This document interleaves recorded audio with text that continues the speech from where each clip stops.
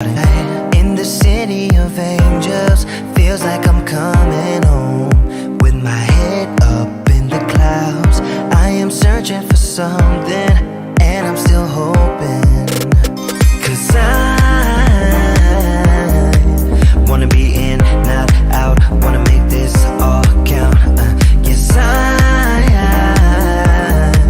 wanna go crazy now, gonna make this all count. Feeling like a rock star, 'cause tonight I'm getting out of line and it's alright. Feeling like feeling like just as cool as John Wayne in his movies. Feeling like I'm James Dean and I know it. Feeling like feeling like a rock star. Feeling like a rock star. Feeling like a rock star. Feeling like a rock star.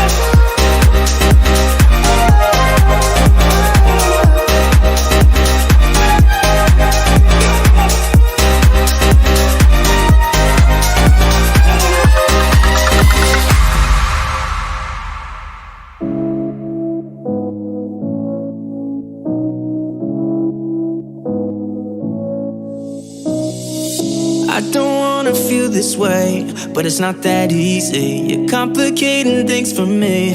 No, it's not that easy. Maybe just a little time can heal me, but it doesn't feel the way. What are you doing to me? Why'd you break my heart? Left me in the dark, dark. Why'd you have to go? I don't wanna feel this way. Though I'm broken, I'm still hoping I could be with you. I'm still breathing, it's not easy. I'm just a fool for you.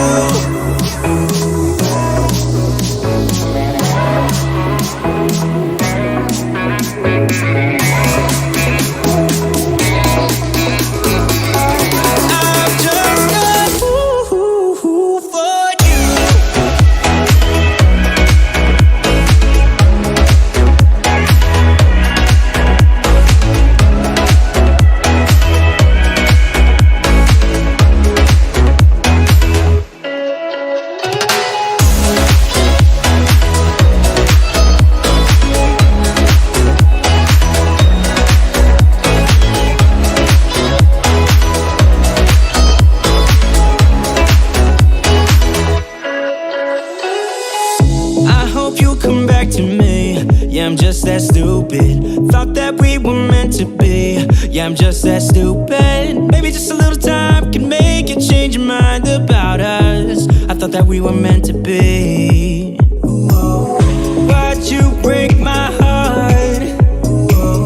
Left me in the dark, dark. Why'd you have to go? I don't wanna feel this way. Though I'm broken, I'm still hoping I could be with you.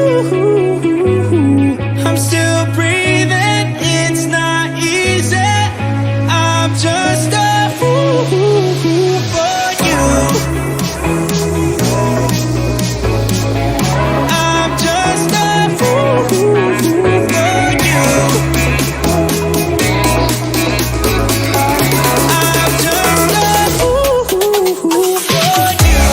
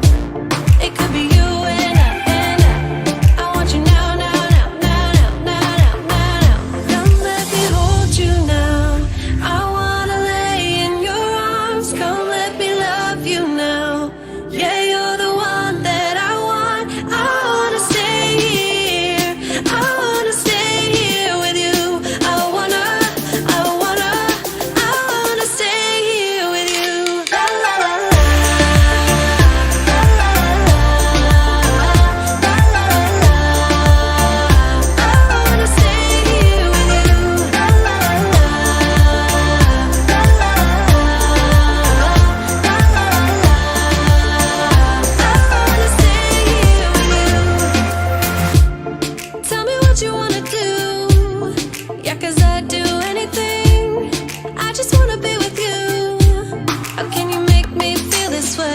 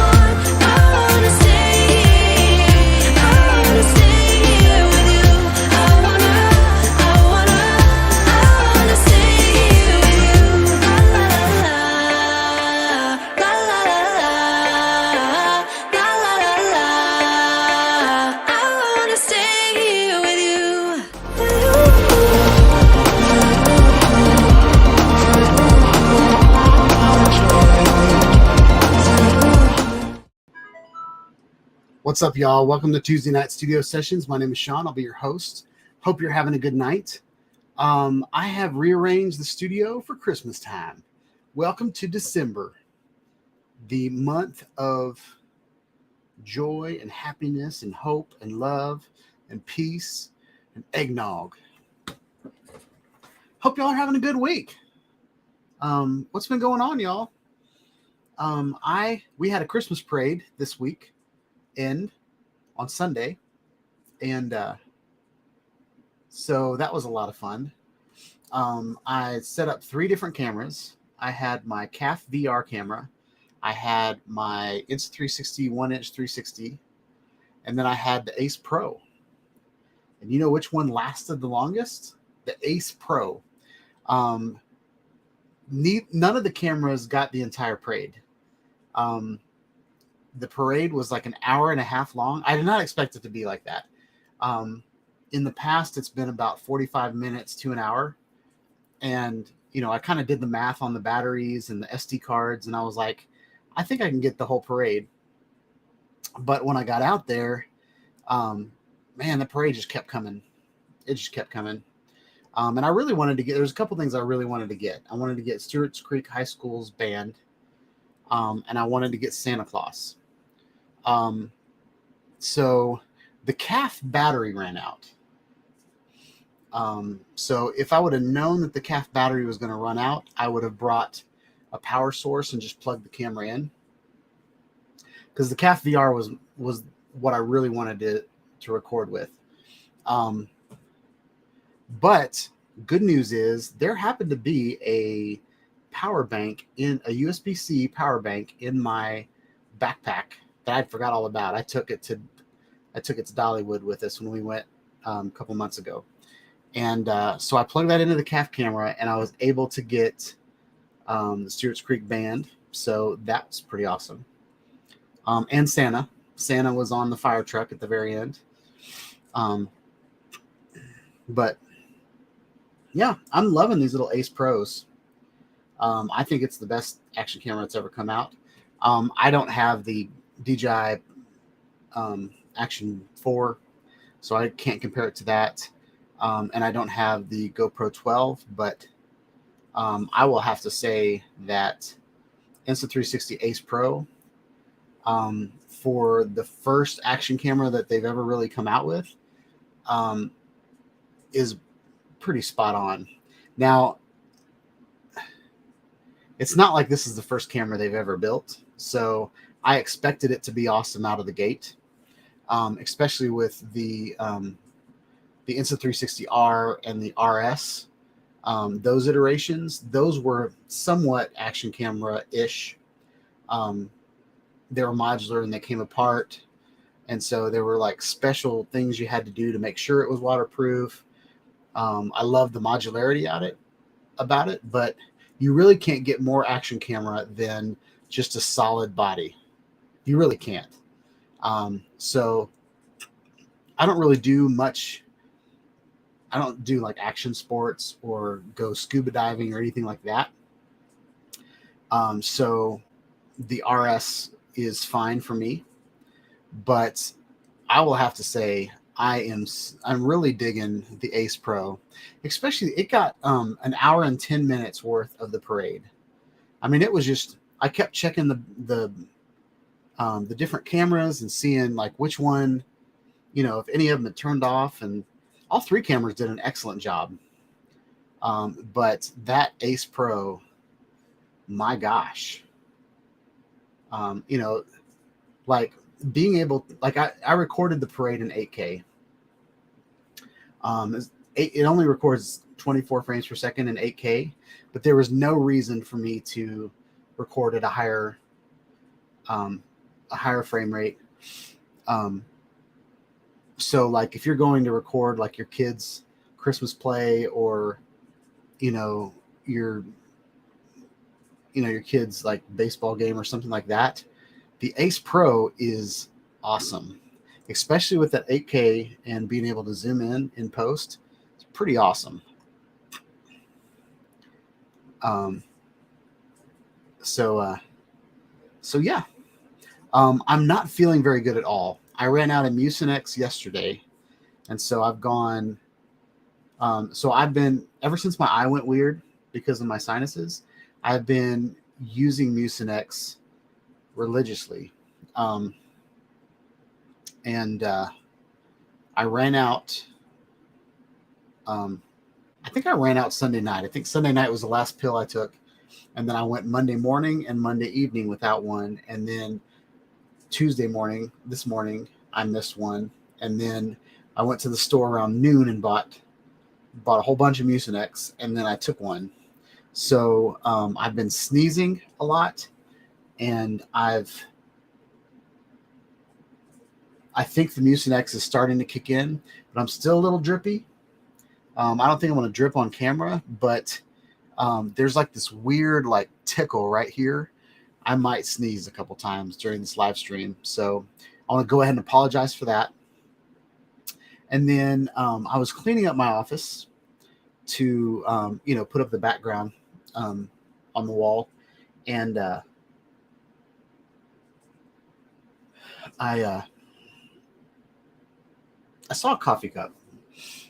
And I have this coffee cup, which is my daily driver. And then I have another coffee cup that I thought I'd made coffee last night. But I did not make coffee last night. Apparently, it was left over from maybe live stream a week ago or something. But I took a sip of it. And it was very sour coffee. So I think the creamer that was in my coffee spoiled. And I drank spoiled creamer like an hour before this. So I have had to run to the toilet. Like I ran to the toilet 4 times in the last 20 minutes. I think I'm done. But let's just be real, y'all. I'm 47 years old, and sometimes my stomach doesn't work right. So anyway, I apologize if I have to stop and go to the little lady's room. If I have to do that, I might play like a video off of the club or something. Hopefully somebody's long-winded. Usually Captain Joe's videos are pretty long, so we'll try that. But yeah. So what's going on behind me is over here. I was just every once in a while, well, just about every other day, I go on Facebook Marketplace and just look at what's there. And Saturday, this guy had these panels, like $150 worth of black brick. They're like stick-on tiles. You're supposed to stick them to the wall. He had I think he had 60 of them, but it was, I found them on Amazon, and he was selling them for a third of what they go for on Amazon. And I've been wanting to do that anyway, put some sort of panel. I didn't get to choose what the panel looked like because I bought it off Facebook Marketplace, but I've been wanting to darken up the background. I think my face really contrasts now compared to what's in the background. My headset, my VR headset, and my PlayStation 5, and all of that kind of stuff, and the pine wood desk. I think all that looks good against black. But yeah. But I didn't want to stick it to the wall. I didn't want to tear up. Like we've got like new construction paint on my wall still, and it's not very good paint at all. And so my wife has stuck some command hooks here and there, and pretty much ripped the paint off of the wall because it's so cheap what they have on there. And so I didn't want to do that. So what I did was I took some black duct tape and I taped all the panels together on the back side. So I made like just a big wall of panels and would duct tape the seams so that none of the white wall would come through and all that. And then I took maybe 6 push pins and tacked it to the wall. So that's what you see back there. They have a texture and they're glossy. So the lights are reflecting off of them really well. You're getting kind of a weird, kind of a neat texture. And then this screensaver that's on my Mac, the Yule log, if you will. I bought that maybe 4 years ago for a live stream, and I use it every year. But like the bricks on the top from this view they kind of go with what's going on with the wall. So I'm pretty excited about that.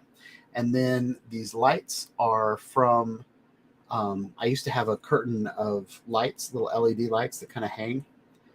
So that's what's going on back there. So I think the craps are gone, and I think my sinuses might get me through, but I'm going to drink a lot of fluids during this live stream, and we're going to try to get through it, y'all. I feel like every week I have some sort of ailment that I'm apologizing for. So I'm going to go through roll call and see who's here. We are almost, the pre-show is almost over, and I haven't even asked y'all if y'all can hear me. I expect that you guys can.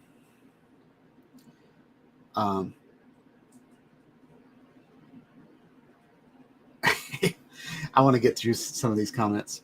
So Eat More Possum was first in the house. And then Steven Drones is here. He has been spamming the chat all night. So if you guys want to go check out his videos, go check them out. But there's some times when he's just putting his link to his channel. So he's really excited that he's got a YouTube channel. Steven Drones is second. JC Flying is third. What's up? Hope you're having a good night. John's talking about the project in the club. I don't know if anybody's added a video to that or not. Let me see real quick. I'm going to say probably not because I haven't noticed it. Just log me out of the club. I want to be someone. I have. That's it. So let's see who else is in the house.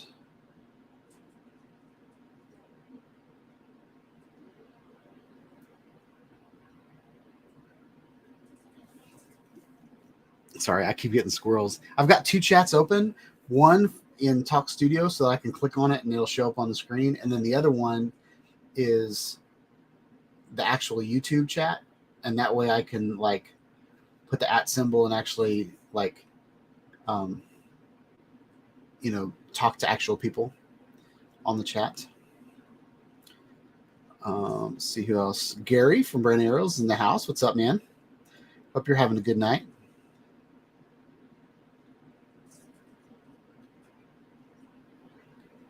Who else we got?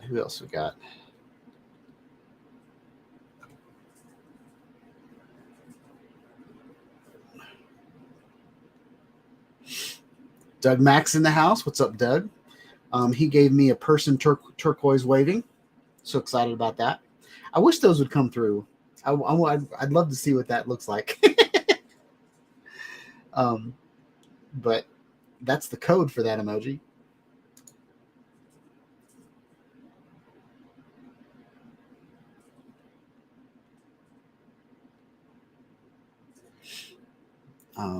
Let's see who else we got.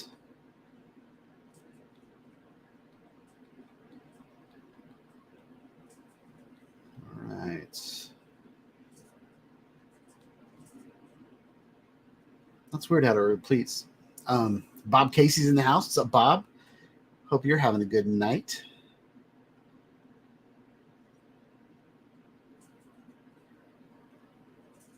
East Coast is in the house. What's up, East Coast?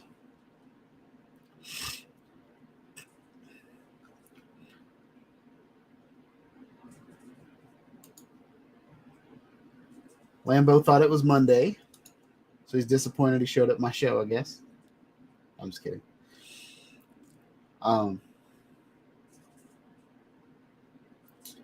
Who else we got?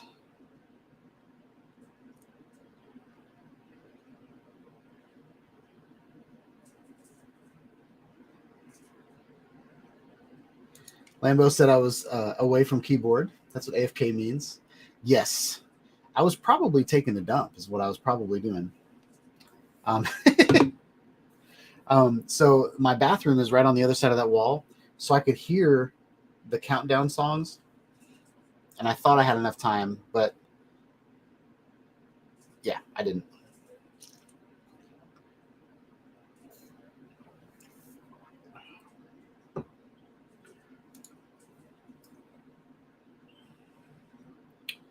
107 Drones is in the house. What's up, Barkley? This guy is in Japan. What's up? I can't read that. But welcome to the chat. We got some Japanese people in here. That's awesome. I love how YouTube brings everybody together. Like, I'll be watching a video and then realize that like the guy's in Thailand or something. Like, he'll be like, I'm going to go to the mall. And then he goes to the mall and it's like a street market. And I'm like, what's happening? That's not what malls look like here. And I love watching international videos, especially on YouTube. On VR. I've been really getting into DOVR, and people will just put like, videos of like a mosque somewhere, or like just random beaches here and there. And I love just kind of getting in the VR headset and just kind of looking around and seeing what's there. It's really, really neat to me. Who else we got? Maddie's in the house. What's up, Maddie? He's got a cool font on his name. That's pretty cool. Doug said the Ace Pro is one fine ace. Good EAV, Sean. Nice. Jim's Droning's in the house. What's up, Jim? Hope you're having a good night. Hope you're liking your Ace Pro. Cove Action's in the house. What's up, Chuck? Hope you're having a good night.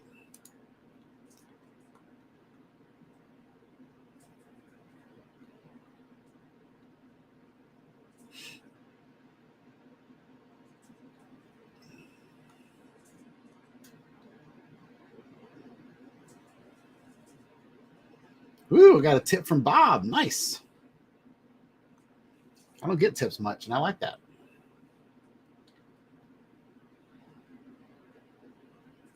I really appreciate that, man. Cove Action's talking about my drippy snot. Good thing about having a mustache, though, it like hardly ever makes it down to my mouth. It just kind of congregates here, and then I have to like comb it up. I'm just kidding. It does that in the when I'm outside in the cold, though. Like all of my breath, like turns into icicles on my mustache. Doug Max in the house. I don't know if I said hi to you, Doug. I've already showed you things. I don't know if I welcomed you into the chat.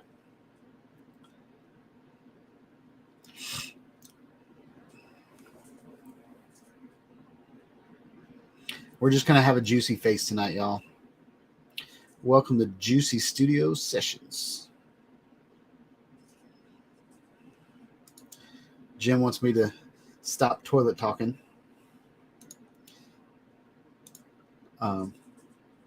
Yeah, that's totally true. Never trust a fart after 40. You can't do it. Comes with extras.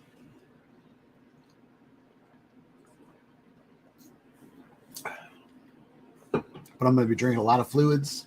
I think we'll be good. Let's see. I think I've said hi to everybody. Oh, nope. Chris is in the house. What's up, Chris? Fire log. Yep. Yeah. I had all these things that I was going to say at the beginning, like, I'm on fire. Or this live stream is lit. Little things like that.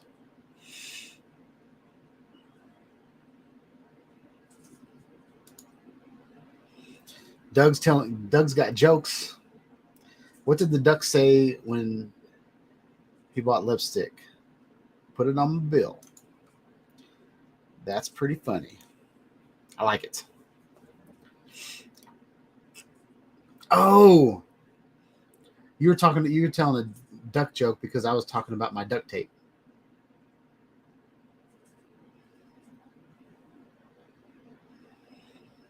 Gotcha.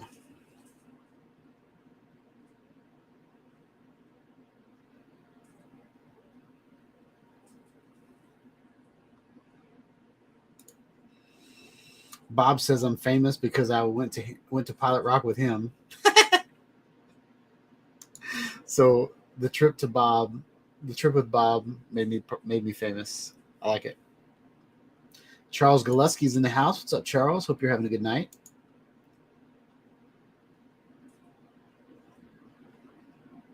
So Doug said he got his Mini 4 back from DJI. Did you crash your DJI?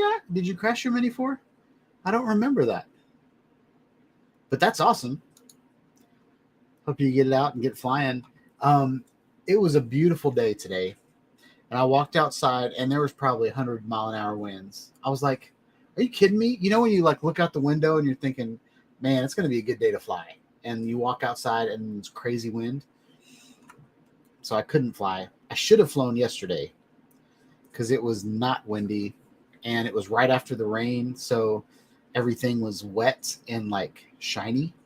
I love like flying over the road when it's wet because it's like really black, and then the roofs are the shingles are really black, and so yeah, I get a lot of squirrels.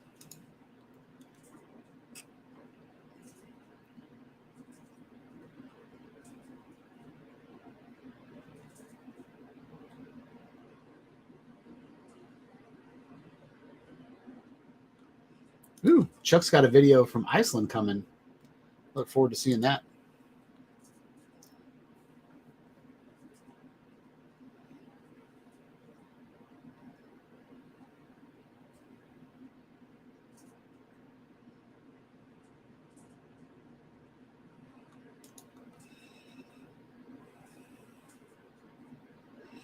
So you can't use the @ symbol to tag Maddie's Drone World, probably because you don't know how to type the M that he typed.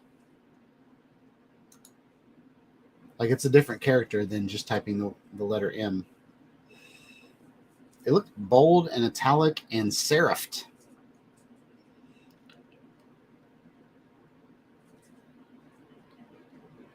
I think I've said hi to everybody. I'm trying to get through. I'm about 5 minutes behind in the chat.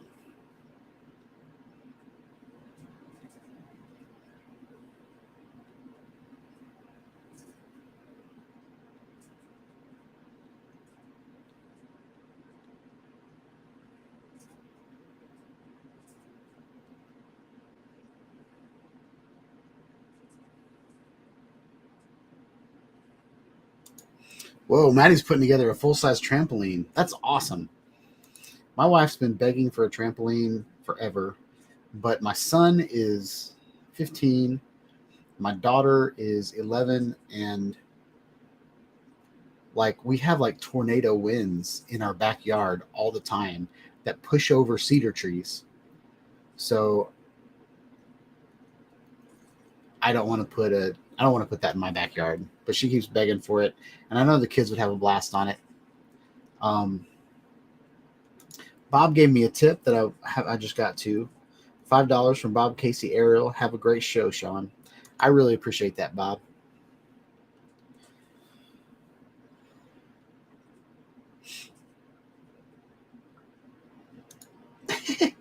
Trampoline makes for a great landing pad.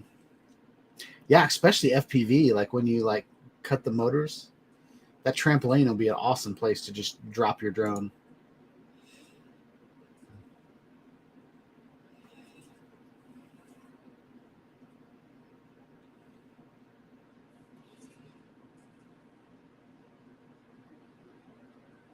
Uh-oh. So Maddie's putting the trampoline together in the bedroom. So when I was putting together my son's cradle when we were having a baby, I built the cradle in the living room, and then it was too big to fit through the hallway. So I had to take it back apart, take it into Gavin's room, and then put it back together. So don't build the entire trampoline in your bedroom because you won't be able to get it out the door. That's all I'm saying.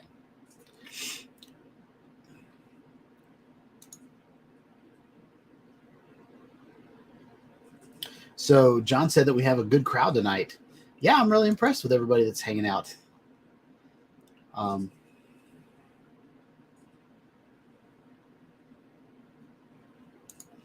You know what, Bob? I beg people to come on the show every week.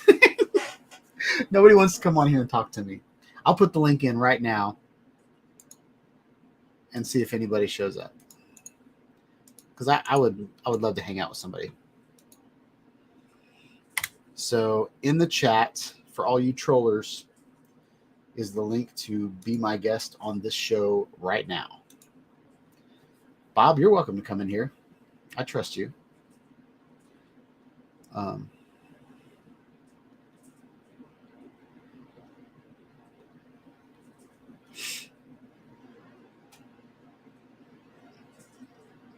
Oh, Doug gave me a tip. Nice. So Doug said it's so this is his Mini 4 Pro. It smashed into a tree in the dark while shooting my house lights. I found just then obstacle avoidance does not work in the dark. No, it doesn't. I got a warning the other night, or no, maybe it was in the morning. I was trying to capture the sunrise, and it said, and I did a waypoint mission, and it said, your obstacle avoidance is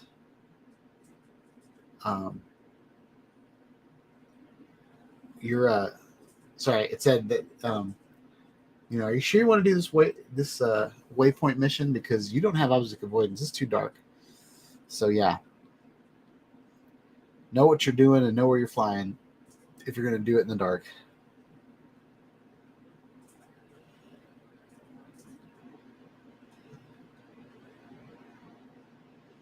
I hope I haven't missed anybody. So East Coast likes my AI Santa pic. Yeah, I was trying to find like a Christmas picture, and then I was like, you know what? I'm just going to let Firefly on Adobe make me one.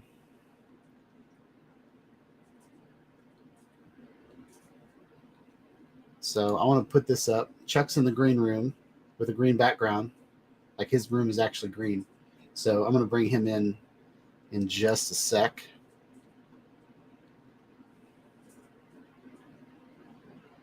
All right, I've caught up. Here's our guest. It's Christmas green. What's up, Sean? What's up, dude? How are you doing? Wait.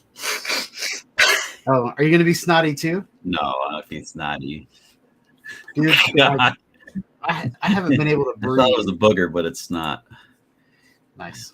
I'm sorry. I'm trying to get a background on here, though, dude. How do you do that with this the streaming thing before we get into your stuff? I'm not sure, actually. I think. Huh. Oh, wait. There is a video background option. I'll find it. I'll quietly look for it while you do stuff. But if you need to run to the potty, you just let me know. And we'll, okay. You gonna run play a show? video? Well, not really. I'll do my best. So what have you been up to? Not much. Just editing. Haven't been doing any flying. You've been doing flying though. I'm playing with new cameras. How's that new Insta camera working out? Dude, it's an amazing camera. It really the quality of the 8K coming out of that video or out of that camera is gorgeous. And with the Insta360 Studio, you can add Color Plus, and you can add. There's another one. It's like Clear something, but what they've done on that camera is they've put such a powerful chip in the camera that it can like denoise the footage before it writes the file. Really? So you do all that up front. Do all that stuff up front. Yeah. So all your footage is denoised before you even get to it. So there's no post-processing there. That's actually, as much as I'm not a huge fan of Insta.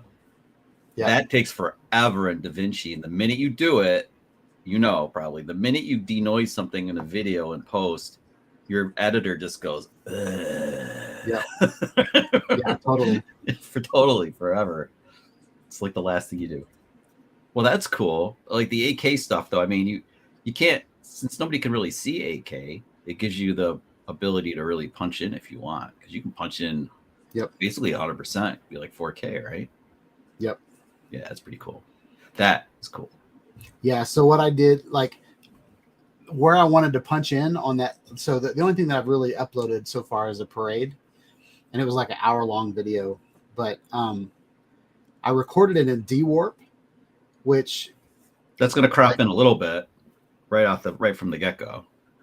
Yeah, it like A so little it's a bulge, and then it just kind of flattens the edges, but it makes Yeah. the edges like really weird and long and kind of warpy. Oh, really? And so when I tried to punch in there, and like the fire truck would like go by, and then it would like stretch out like it was going through like a portal or something.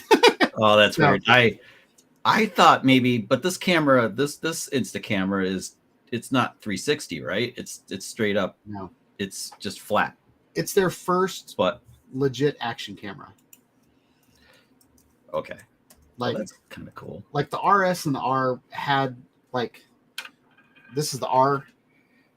Yeah, It was an action camera, but yeah, that's but it- legit. And it had the that's but it the was- one I have. I have the module from that for the 360 because I have the Yeah. vertical, the 1-inch edition 360, and I believe that works with that camera. That module I have will work with your camera. Pretty sure. Yep. You just need, but you need a different battery. For the setup. I wish I had that handy. I don't have it handy here. You've seen it though. Yeah, I've got 3 different batteries for that, for the R and the RS. I've got a vertical one, Yeah. then I got a different one, or no, I also bought the Sphere version of it. Like before the Sphere, there was like the aerial edition. The which had Sphere. You mean for the Air 2? Yeah, I have it I have it for it goes on my DJI Mavic Pro. What? I remember the Air 2 and the Air 2S one. I don't remember one OG. from No kidding. I think it's That's- right here. Jeez, if I had known, I probably would have kept my Mavic Pro just to fly with that thing because that is fun. That I find that footage to be pretty fun. I mean, Yeah. It 'cause you see didn't cool really stuff. work. Like the like they didn't have the vibration down right. So so the stitch line was kind of Yeah. weird, and the stitch line was on the horizon. So all the trees, all the buildings, everything, like you had to fly it. If you flew it like 400 feet in the air, everything looked fine because all like the stitch line was in the clouds. Yeah. But like At 100 Yeah. feet, 200 feet, not Yeah. good. That's too No. bad. But like the new one, the newer one for the Air series, Air 2 series, that's pretty cool. That thing. it's perfect. Yeah, they figured it out. I want them to make a 1-inch edition, like this guy, the big one. Yeah, I want them to make a Sphere out of that. I never used that thing. I used it in Alaska, and I put it on a dog sled, and it was on the selfie stick, and I couldn't extend it very far because Sean, it was literally on the dog sled. It's going like this because Oh, you yeah. know how heavy that camera is. It's really heavy. You have to get a thick selfie stick. Dude, I need something like my microphone. Like, I guess it's like need something like as You need a big around as my monopod. microphone. Like yeah, that was. Now I admit though that the clamp that I put on the dog sled, I bought like this clamp that was like good for 50 pounds. You should see it. It could hold you and me up. It's insane.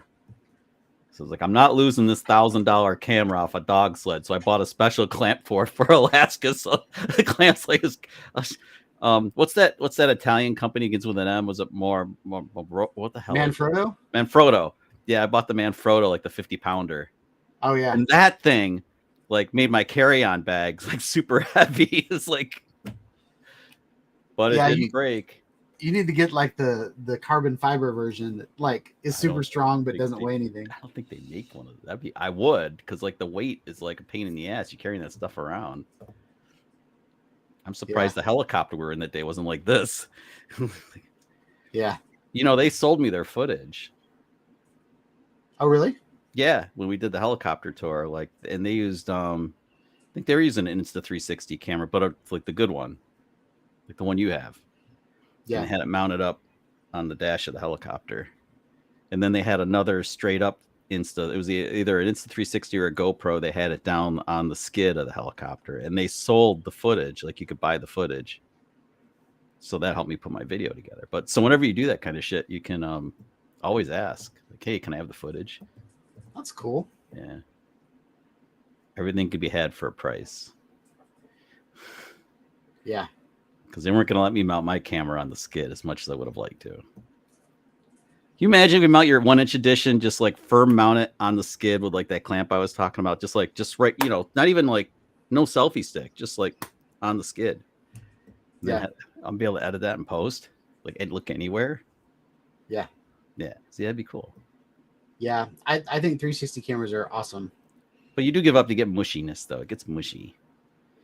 So you can't at least for me, I don't do it right. It must be because I try to flatten the stuff out and it gets mushy. What do you mean by mushy? Like the resolution's the kind of detail. like, yeah, you lose detail. It's like that's the drawback. The camera's cool. You can frame it anywhere you want. But then you have to deal with the mushiness. Well, you need to reframe in. Do you use Final Cut Pro or what do you use? DaVinci Studio. DaVinci Studio. So I bring it in. I use Reframe 360. That's bring it in. Okay. And then I can frame it. Then it's just like you and me. I don't do the 360 stuff. I just pick where I want to look, and then I can keyframe it and all that in post. Yeah. So Final Cut Pro has all of the, I believe it was called Metal. It was the old software that everybody used to use to render and stitch 360 video was, I'm pretty sure it's called Metal. And Adobe was going to, I think it was owned by Adobe, but Apple bought it and put it in Final Cut Pro. And so Final Cut Pro does the same thing that Insta360 Studio does, but better, like in ProRes. So like you can take, like for years, like my 360 video and my reframes, like my Tiny Planet videos and everything, they've always looked a lot better than a lot of people's versions because they're using Insta360 Studio, which, I mean, it's pixel per pixel. So like you can only get like a 1080 video out of it, like for real.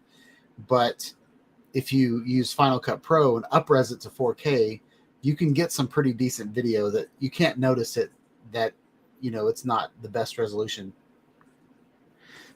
So it upscales it. Yeah, it upscales it, but like you want to upscale it before you send it to YouTube, which compresses the crap out of it. So yeah, YouTube really that's the point I was making. Like Jim and I we did the gloves on like last weekend. So he and I had the gloves on, and I was taking the piss out of him, and I was being a jerk. But so Jim, love man, no disrespect. But anyway, yeah, when you bring stuff and put it up on YouTube, it doesn't matter how good your drone's camera is. It all kind of levels the playing field when you put it up on YouTube because you really give up a lot when you load it up there. Yeah. I think. I mean, I look at my stuff. My stuff, I film in 24 and 48 frames. So I really think YouTube does not dig that. They dig like 30, 60, 120, whatever, those kind of. Oh, there's Dre. Look, now I look like a slob because I got to sit next to this guy. I know, right? I've got like this just V-neck T-shirt. This comes on. You got a button up at least. He's like freaking. Sean, you like $1 million compared to Matt Northwest. Oh, he has the constant comfortable collar look. Yeah, what's that commercial where like? Yeah, the guy's collar's all hanging down. Yeah. And Chuck, don't you think anything else, dude? You and Lori as a team are outstanding. So thanks. We're doing it. We're not. We're still one of the best kept secrets on YouTube. But hey, there you go. That's not a title I want to hold, but I guess maybe one day. The algorithm was nicer to us a couple of weeks ago. I don't know. On the Amtrak one?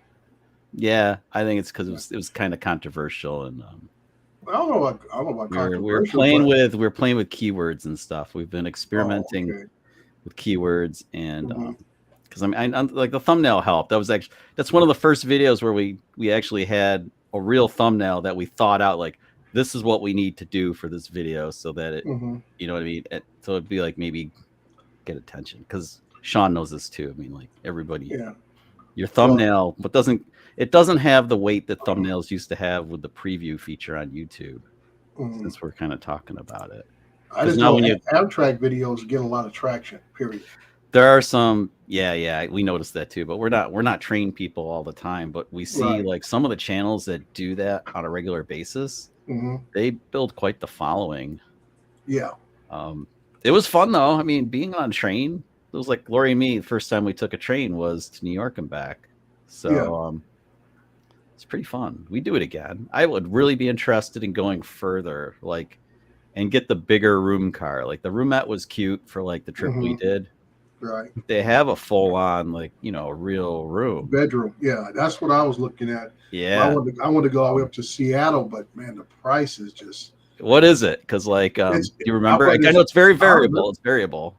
Well, to go from LA to Seattle round trip, I think it's about $2,000 a head. Wow. And that's with the full bedroom. So you get all the meals, everything that goes with that package. So it's like $2,000 a head round trip from LA to Seattle. That's about double probably coach if you were flying. Right. But the experience would be pretty cool. Yeah, so, I mean, you're paying for the experience. In my opinion, you're paying for the experience. Like we paid, we didn't pay nearly that for the New York trip. It was pretty cheap, but much cheaper than that. But it was how long is that trip from LA to Seattle? It's I want to say 3-day, 2-night trip, something like that. I mean, it's one of the best routes you can go because half the route is right along the ocean. You're going to see the ocean. You're going to see the ocean for almost 50% of the trip. Yeah. I know all through California, you're almost going to the ocean until you get near the very top and going to Oregon. Then you come inland a little bit. And then as you exit Oregon, I think you get a little coastal shots of Oregon. Then you get into Washington. I love the Oregon coastline. I've flown that with my drone. I could fly. I could spend forever just along the Oregon coastline, have like just a pile of batteries, and oh my god, that is like epic stuff. Yeah. And then the whole Cascade Mountain Range is badass too. That's just a beautiful place to go. If anybody gets a chance to go, fall's a great time to go to Lake Oregon. Yeah, and I think the next best route is the route that takes you from Chicago all the way out west, because it takes you through the certain, I want to say, what's the mountain range? Comes out of Chicago area. I guess when you hit Colorado, there's a certain mountain range in Colorado. The Rockies? The Rockies. There you go. The train trip takes you right smack through the Rockies. Jesus, they're through tunnels and stuff, I'm guessing. Yeah, tunnels, the Rockies. Yeah. It's like it's a beautiful trip. I asked the dude at the what's it called? The Metro Lounge, the Metropolitan Lounge, which is when you travel by train up class like that. Yeah. You get to go into the Metro Lounge. And the one in New York, I was asking the guy who was serving food. I'm like, dude, how long does it take to get to California from here? He's like, days. Yeah. I wished I had a mic on him. I did, but I was like, really? He's like, days. The one thing I didn't know when I was watching videos, several different Amtrak videos of people who did it, and they said the train stops every, I want to say, an hour and a half. That's what does it. Like a smoke break. So lets people off, let them take a smoke, whatever. Everybody gets back on, the train keeps going, to the next destination and stuff. Yeah, well, just going from Syracuse to New York City, I mean, to drive that would be 5 to 6 hours. You take the train. Mind you, the train can get up to like 100 miles per hour, give or take. Okay. But with all the stops, right, it still takes about 6 hours. Right. But the coolest part of the whole train thing, at least for us, was in Albany. Albany is where they changed the locomotive on purpose, both on the way down and the way back. And they go from a diesel electric to an all electric takes you into New York City because of the tunnels and stuff. That's what they were telling us on the train. Right. But it's really cool to watch. I mean, I filmed it. I saw that part where you were filming it as they back one locomotive in and took the one out. Thought that was cool shit. So like I just like Lori's like, where are you going? Because like dinner had showed up in the room. I'm like, I gotta go film. They told me they're gonna like change the locomotive. She's like, what? Yeah, I gotta go now. I go book it out. My wife and I several years ago we took the little day trip down to San Diego, and from where I live at San Bernardino, we took the train from San Bernardino into LA, changed trains, and it took that down to San Diego. Well, that's like almost like I would say 3.5 hours because of where you got to go, switch change, and all that kind of stuff. So it's like 3 hours that trip right there. So it's all like an all day trip. We went down there, had enough time to go eat lunch down at the pier in San Diego, and then head back to the train station. and catch the last train going out of San Diego to come back home. And we left around, I want to say 7 in the morning. We got back about 8 o'clock that night. That's a nice day, though. Yeah, it's Now, a nice day. You can do something similar if you fly into Anchorage, Alaska, and maybe Sean had to go take a break. But if you need to go, might be an emergency, code brown. If you have to, he says, be right back. All right, Sean, we got your back, brother. Oh, man. No, but like, what was I saying? Now you broke my train of thought. So now I can't remember what the hell I was saying. Oh yeah, Alaska. So like you can take the train and like do like a day trip like that. And they have, they have the view cars, like the observation cars and stuff. That would be incredible. And they have, better yet, if you like beer, they have a beer tour that goes like down and back. It's like 4 hours, and you go and you basically get to try all these different beers from Glacier Brewery, I think it is. Good. But yeah, Alaska would be a really cool place to take the train. I can't think of a prettier place to take a train. Yeah, because same thing. You got the, I think the train route goes right along the bay. Oh, and it's right along Alaska One. And Alaska One, we drove Alaska One from Anchorage down to Sterling and beyond. And holy crap, man! I mean that is just amazing. I wished I had filmed more. Yeah, Brett says Contu.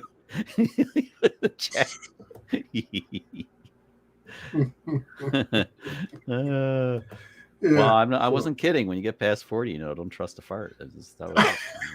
Gotta be careful. Yeah. I had a friend of mine. It's like 15 years older than me, and he told me that years ago. He's like, "Yeah, Chuck, when you get to 40, don't trust a fart." I'm like, what are you talking about? I said, well, you'll know. Oh man, That's wrong. Crazy. That's crazy. So yeah, I like to do more train travel. I think Lori would too. But if we get back to Alaska, I would really like to take a scenic train just somewhere. I think it'd be really fun. Yeah, we're gonna do it. Like I say, just say heck with it, just spend the money and go. But we decided that we're gonna do the spring break. We're gonna fly back to the East Coast, to the DC area, and visit all the museums in the DC area, and for spring break. Yeah. So we're gonna do that. Yeah, that'll be cool. You don't need flying, Dre? Anything? I know you're kind of like you take me to another level. I mean, like whenever people say, "Do you fly for fun, Chuck?" I'm like, I fly for fun, but it has to have purpose. Everything I do has to have like. I mean, I love flying, but there's always a point for me. It's like I'm flying to get this shot, or like I got to film this. And Lori gets it now, but you do. I was out. Yeah, I was out Monday. It kind of threw me off because the broker I dealt with. Talking about, Sunday evening, hey, did you get the footage of such a place? I said, what are you talking about? I said, the client moved the date from last month's shoot up, held it back 3 days later. So I was not anticipating shooting until tomorrow. And he said, oh, yeah, that's right. And he said, well, can you go out, start to beg and plead and stuff. So I went out Monday and did that real quick, knocked that out on my lunch break, knocked it out. And then I was supposed to do another job right within my own city, 5 minutes from my office. But they had to put the brakes on that one. It's another shopping plaza. So I'll probably do that by the end of the week. And then I got to go down to Knott's Berry Farm area in Winter Park. And I have 4 elementary schools to do solar panels on. Wow. Do that Saturday. So, Dre, do you use the same drone every time? Or no. do you have a couple?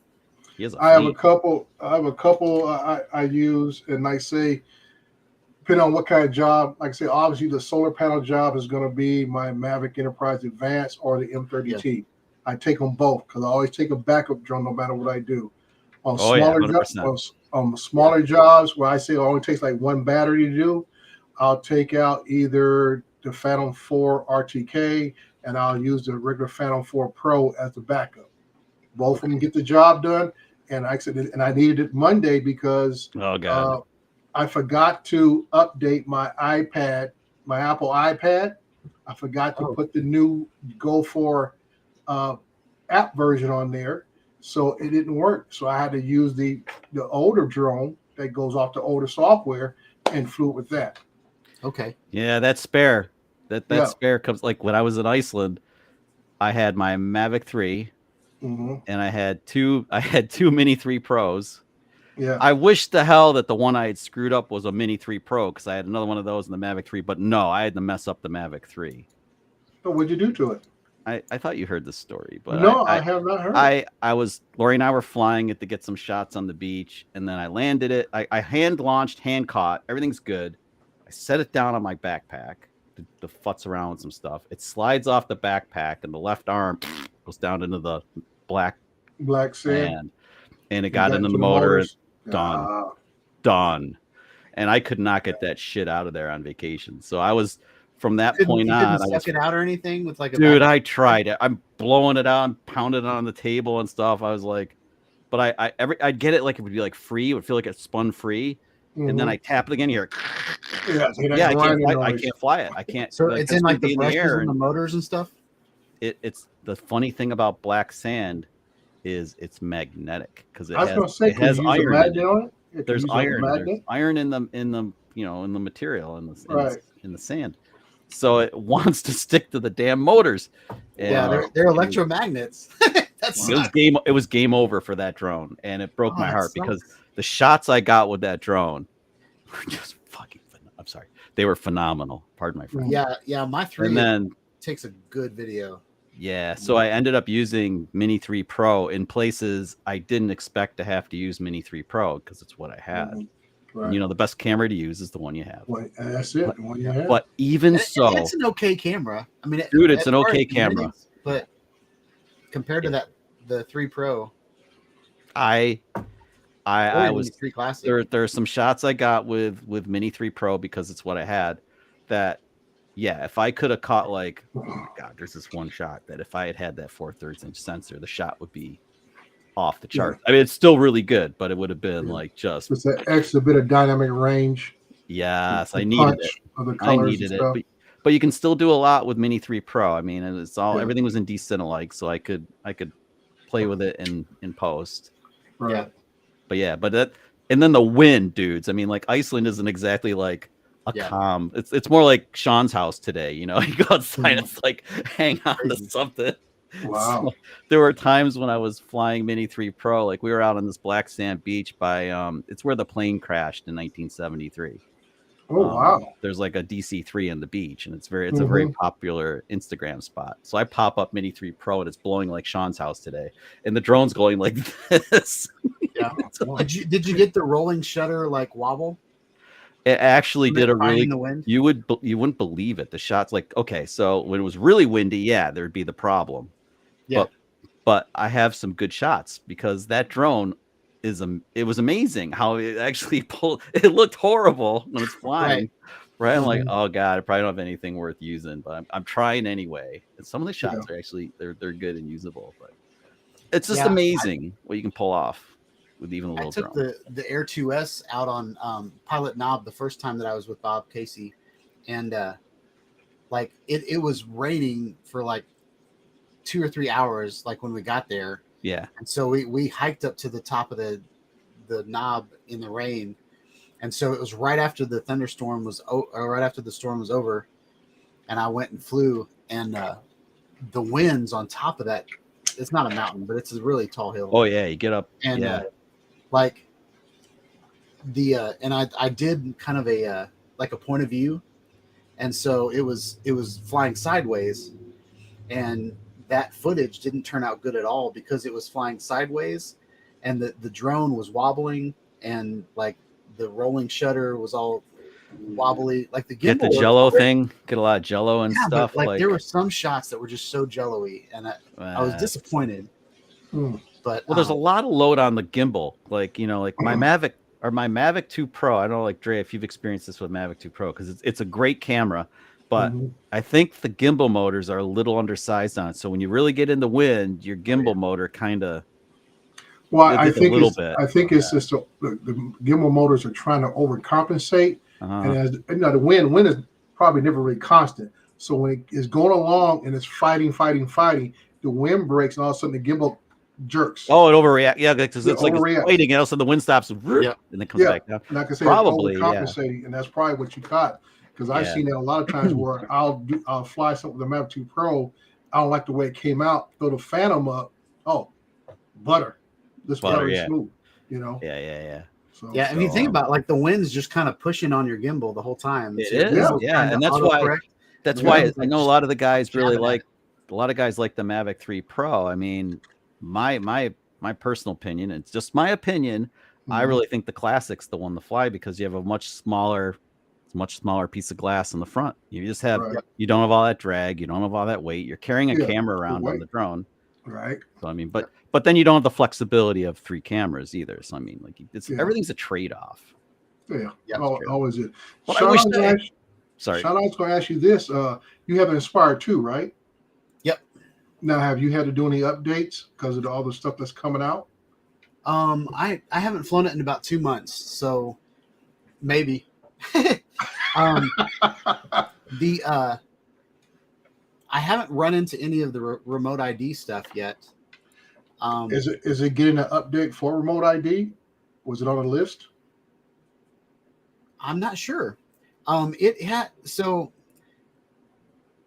every Inspire that I've had the Inspire 1 and the Inspire 2. I've had 2 Inspire 1s and the Inspire 2, and like I feel like all of the Inspires kind of run on old software.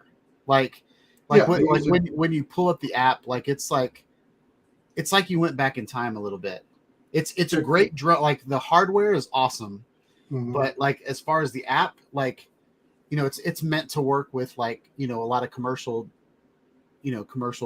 mapping software and stuff like that. So they haven't really. It's not like the most user friendly. Like, hey, you just got a drone at Best Buy and you can fly it. So I feel like the Inspire is always kind of on the like the back burner. Like it. I know the Inspire 1 ran off the original Go app, and then the Inspire 2 runs off the Go 4 app. Yeah, that's why I was asking, with the Go 4 app getting a new update, what would you be forced to have to do something with your Inspire 2? But you said you haven't flown in a couple of months. Yeah, so I'll charge it up tomorrow and see. Yeah, I'm curious now. I don't want to ground it though. I mean, I spent a lot of money on it. Now that the Inspire 3's out, now I'm very interested in trying to acquire a full kit of the Inspire 2. Give me an X7 camera setup, all that kind of stuff, and go to, because now I know I can spend that kind of money and not solely be dependent upon that to make money right away. Yep. Yeah, I didn't buy my Inspire 2. I traded a Blackmagic 6 and a Blackmagic 4 for it. This guy was like, I don't use it and I want a camera, and I was like, I've got 8 cameras sitting on my desk. I'll trade you any one of them for that Inspire 2. I can buy another camera. But so it came with the, I don't know if it's the X3, but I'm not sure what exactly the number is for the Inspire 2. And then I got the X5S for. Yeah. Now Inspire 2 goes up to the X7 though, right? I think the X7 you can get an X7. The X5. I don't even remember. Serious stuff. Yeah. But X5 does good, but they say if you want to get some really nice, like I say, that 8K level stuff, you need to go at the X7 kit. Now it doesn't have ProRes, so it don't need that stuff. Man, I tell you the truth, I have yet to run in any job that have required me to produce ProRes, but I don't do it.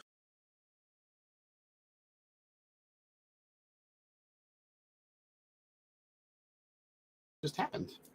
What do we all just lose connection? I know we got booted. Yeah, we all lost connection. I don't know what just happened. I thought you didn't pay your power bill or something. I was like, what happened? I hit the crap button or something. Yeah, I don't know. But I was saying that please insert another 25 cents. Yeah, in the meter, please. I've only had 2 jobs over the last 5 years where I've had to use any kind of, even D-Log off the Mavic 2 Pro when it first came out. I used it very early then when somebody wanted something and D-Log this and stuff for a project I did at USC. I have yet to anybody required to be pro, but see, most of the work I do is mapping work, construction work, which they could care less about. Now, if I was into where I'm doing a lot of in the entertainment industry, stuff like that, you might get more requests for that kind of stuff. National Geographic type stuff, maybe. I mean, like you're talking stuff, stuff that's not going on just YouTube. Like right. This is actually ProRes is great, but production value stuff. Yeah, I mean, it's just a waste of time to do that, like for YouTube. I mean, that's why we're talking about all these great drones. Like the minute I put stuff on YouTube, the playing field is leveled. It's like, okay, Mavic 3, Mavic 3 Classic, Mini 3 Pro, all look good.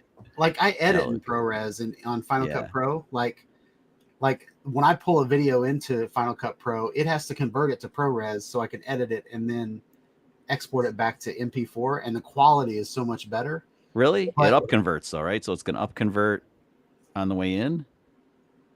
Like, well, no, it just. I thought it is like a native Mac. It's a native Apple codec, so like my laptop runs ProRes way better than it does like HEVC or H2. Interesting. So it's kind of like it has to tune for it. Yeah, it's almost like the H.264 is like a proxy file. But what's frustrating is like the Inspire 2, like I got it secondhand, right? So and it didn't come with the ProRes license. Like I have to like spend $1,000 just to turn it on. Like it's there. Like to me, that's like every camera that I've bought comes with like ProRes versions in them already, and I've spent a lot less than $1,000 on some of those cameras. So I don't understand why, like, just to turn it on that drone. That's like the drone's probably like what, 5 years old now. Yeah, probably lower than that. Yeah, I think. Like, why do I need to spend $1,000 just to turn that on? It does take like an SD. It's got an SD slot in it. It does have that. Which I thought, like, they had a couple different versions of the Inspire 1, and the SD or the solid state drive didn't come with, like, you had to get a version of the Inspire 1 for it to take SSDs, but all the Inspire 2s take SSDs. But I mean, that it's a special proprietary SSD that's like the used ones are like over $1,000, so might as well just get a nice SD card for $30. Yeah. But I mean, like just the Inspires and the what's that? The 4D camera they came out with, like those are money pits. They're perfect ideas, but they're like, I mean, you can get like a little screw to go in the side, and that's like $60 because it's a proprietary thread or something. Like, just the way they design it is not, I don't know, it's not industry standard, but I mean, it's the best out there, I think. I remember seeing an Inspire 2 in Oregon. The thing is massive. It's a big ass drone. Yeah, I bought the Insta360 Pro mount that screws onto the bottom of the Inspire. So now I have, this is it. I have this little, I can mount any camera to this. There's a little anti-vibration mount on there. Yeah, but they're like metal, like this. Oh, check that out! Yeah, it can hold a 5-pound camera, and the Inspire 2 can fly it. Right. So I'm gonna put a VR 180 camera on there. I'm gonna put I'm thinking about putting a Z cam on it, just so I can have a video that nobody else has of this camera up in the air. You know, you could hang you have like an A6600 or like a little APS-C camera, hang that on there. Yeah, I mean, it'll hold any. Nice. Well, I mean, you already have good cameras. Camera I have, I guess. Yeah, you don't have to worry about that. And what's beautiful about it is the landing gear goes up. Yes, landing gear pulls up, fucks up. So most people are putting cameras on top of their fold-up drones, but you like see the drone in the shot, and you're not pointing at the ground, and you know, all that stuff.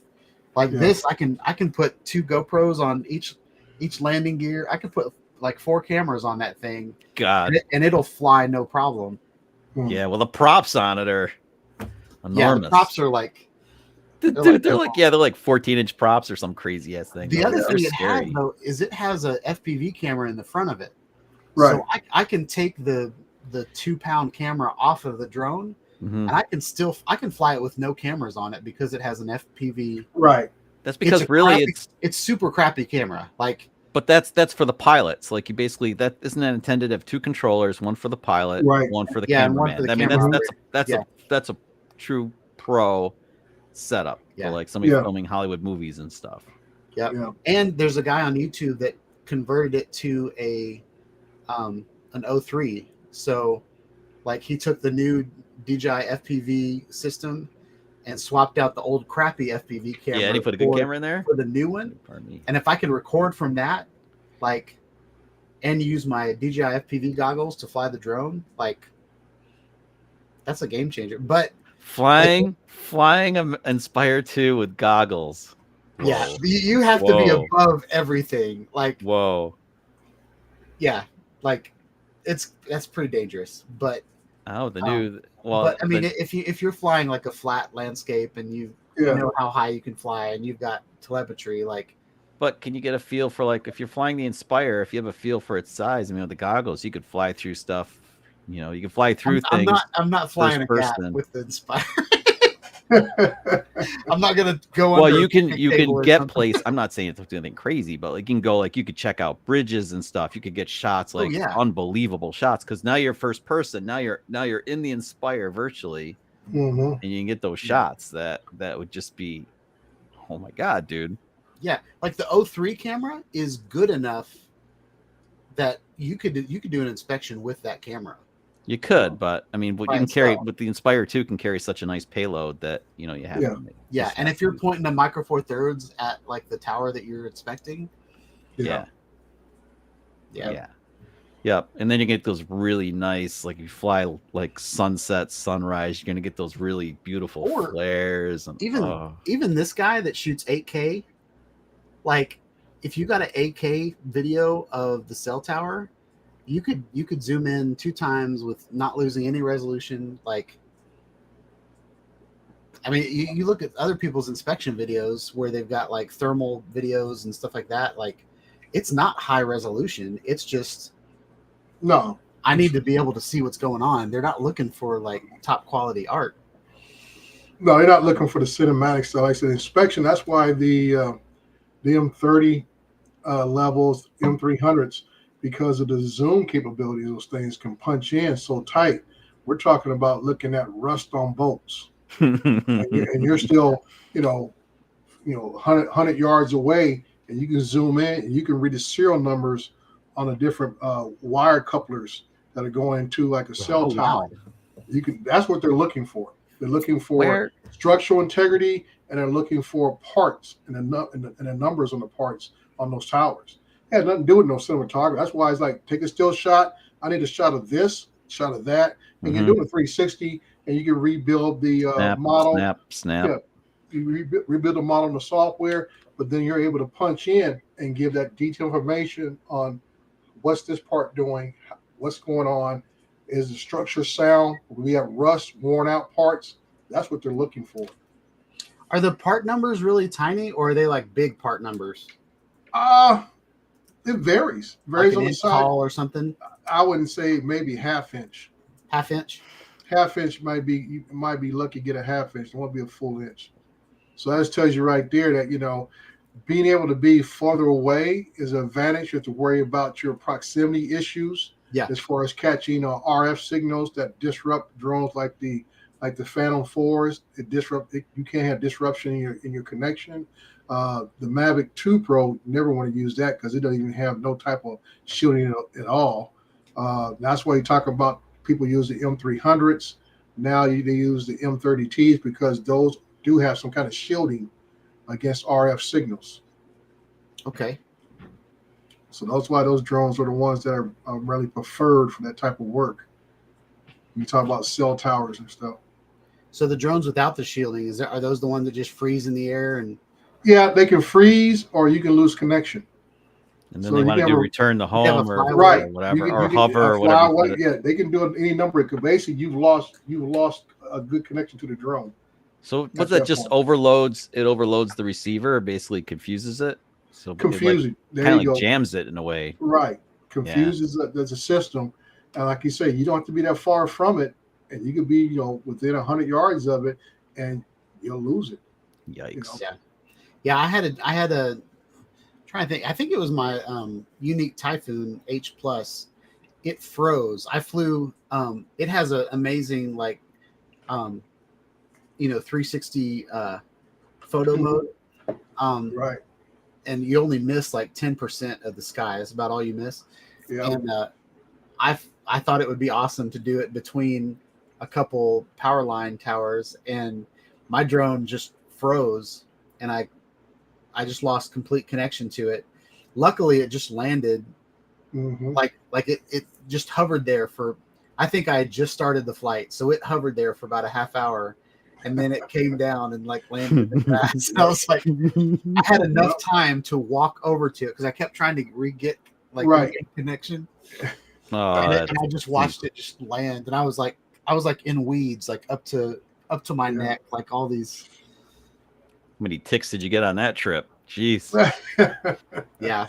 Covered in ticks. I was probably surrounded by snakes and all kinds of stuff. You just didn't care though. I got to get my drone. Got to get my drone. That's all it's on your mind. It's like got to get the drone. That pucker factor in situations like that. Oh, geez, we've all been there. I think we've all been there at least once. Oh, I've been there because I've had it happen to me on a. I was doing a job, looking at some property for a Walmart facility there, and I flew around, and I happened to bump into the bow tie of a military base. I had a COA, but I forgot to think about the bow tie, because no matter you fly to the bow tie, you'll see your COA don't mean nothing. It's going to stop right there, unless you get a unlock from DJI that's going to let you fly through a bow tie, which most of them won't. And my drone got to hit a wall. It stood there, and just like Sean was saying, I'm trying to do everything. I'm rebooting the controller. Yeah, I'm doing every trick in the book, and nothing's there until it went into auto landing. And then I had to, do the old find my drone, everything else. I saw where I was landing, so I had enough control over then when it was descending to move it over to a green space area, which is like a park, and I landed it right there. Criminally. Like Sean said, it's like it's almost 20, 30 minutes, and you're trying to figure out what do I do now? What do I do now? Yeah, you've got to beat the clock. You're trying to beat the clock. What if that airspace was over like a pond or something? Then like I said, I was over a house. When it auto lands, when it's auto landing, you get control again. You can you get a little bit control, not much. You can move it. Basically, it's coming down, but you got this enough to maybe move it forward, sideways, but it's still coming down. It is still coming down. So I was lucky enough. I was at 400 feet.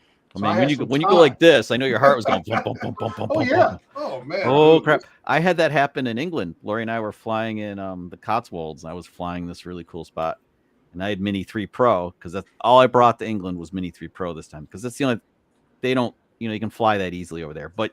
That thing's so damn small. I can't on a sunny day, it just vanishes. I was like, are those floaters or is that my drone? Where'd it go? You're right. And so I'm like, Lori's with me. I'm like, Lori, where the F is the drone? Like, look on the map for like, where the F is? I got to get it back. Dude, it took like 2 minutes of like crapping myself. Like, where's my damn drone? I got to get it back. I'm trying to figure out. Yeah. In my early days of YouTube, it was back when the Mavic Pro was like the only cool thing out at the time. It was after the 4, and after the 3 maybe, but 4 hadn't come out. But but I was testing out Litchi. Yes, I'll get it. Yeah, and so let me mute myself. You're fine. And so Litchi, it crashed on my iPhone, and so in mid-flight, and so my drone is probably about 200 feet up in the air, and it's over an apartment building, and so so it froze in the air. The app crashed, and then I had to reboot my phone for the app to turn back on so I could get connection back to my drone, and then it was on top of the apartment building, and so I ran over to the apartment building thinking it was going to hit the roof and bounce off, and I was going to have to catch it or whatever. And then right before the battery had died, it turned around and then started returning to home. So then I started running back to home just to get my drone so nobody else would steal it. But that was probably my first and last experience with Litchi. I don't think I trusted Litchi ever after that. I have Litchi. I bought it when I got my first smart controller for Mavic 2 Pro. And I bought it using the Amazon market because somehow somebody advised me before I bought it with like Android. They said, get it on Amazon and then you can put it on anything. Because you can sideload the Amazon app onto like the smart controller and bring it in. You can, I mean, if you get it off the Play Store, if you have like a smart controller, it doesn't have Google on it, then you don't Play Store and you can't get it. Yeah. You can't get it to it. But anyway, so that worked really great. And I, like you, Sean, I dabbled in it, but I never felt confident using it. And I know the waypoints are really cool and stuff, but like somebody like Dre, you're going to get a lot of use out of waypoints. It's a mainstay in my arsenal, dude. Yeah, for you. And it's just, for sure. It's just so efficient. Like I said, for doing orbits and things of that nature, it's just so you can efficient. map it all out. You can sit at your computer and map out your whole plan. Yeah, that's what I do with DroneLink. And like I say, if you use the Mission Hub, not just you map it out, but you can also test flight through Google Earth. Yeah. Yes, and I thought that was pretty cool. That was something that happened like around that time too. And I never bothered because I don't know, more of I'm a fly by the seat of my pants kind of guy. I go out there. I just seriously I'm Jim's a fan too. He's a waypoints guy too. Yeah, but my whole thing is this, that, as human beings, no matter what we do, we can do something awesome one time. You won't be able to repeat it twice. If I was going to do, the one time I came close to using the waypoints was when they first talked about building the Amazon Center here. Yeah. They leveled a golf course and they put up the Amazon. And what I should have done was ran a waypoint and taken photos, click, click, click, once a week, click, right? And then had all these shots. And then I could have taken the series of shots and I could have stitched them together and done a time lapse. Right. Each photo 1 from every time, photo 2 from every time, and then put them together as video clips and then done the whole time lapse. But I did not do that. And that would have been really cool. That's why I was saying that it cool. Repeat those flights every time, every day, every week, every month that you go back out there. Yes. And then you can turn it into 24 frames a second or whatever. You can turn into something. I could have the whole Amazon construction over time from different angles and bounce it around and be really cool. Yeah. And I've done that for clients that, I've done exactly that. I start from when I get to the job site and I take it all the way to the end. And I say, that's where Litchi comes in. Where I can set the waypoints and just say, hey, go ahead and do this. And every time I go out there, and it saves me so much time in both being out there on site and, like you say, down the road when it comes to post editing at the end of the project. Now I get all this right here. All you gotta do is be mindful.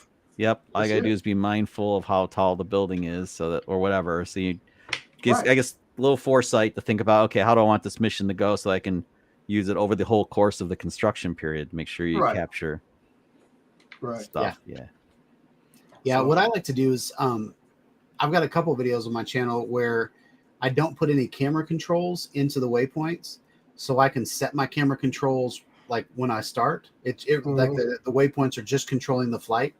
So I'll point the drone, right at the horizon, and I'll run one battery with the horizon, and then I'll point it down like 30 degrees and do the same flight 30 degrees towards the ground, and then the last flight will be straight down.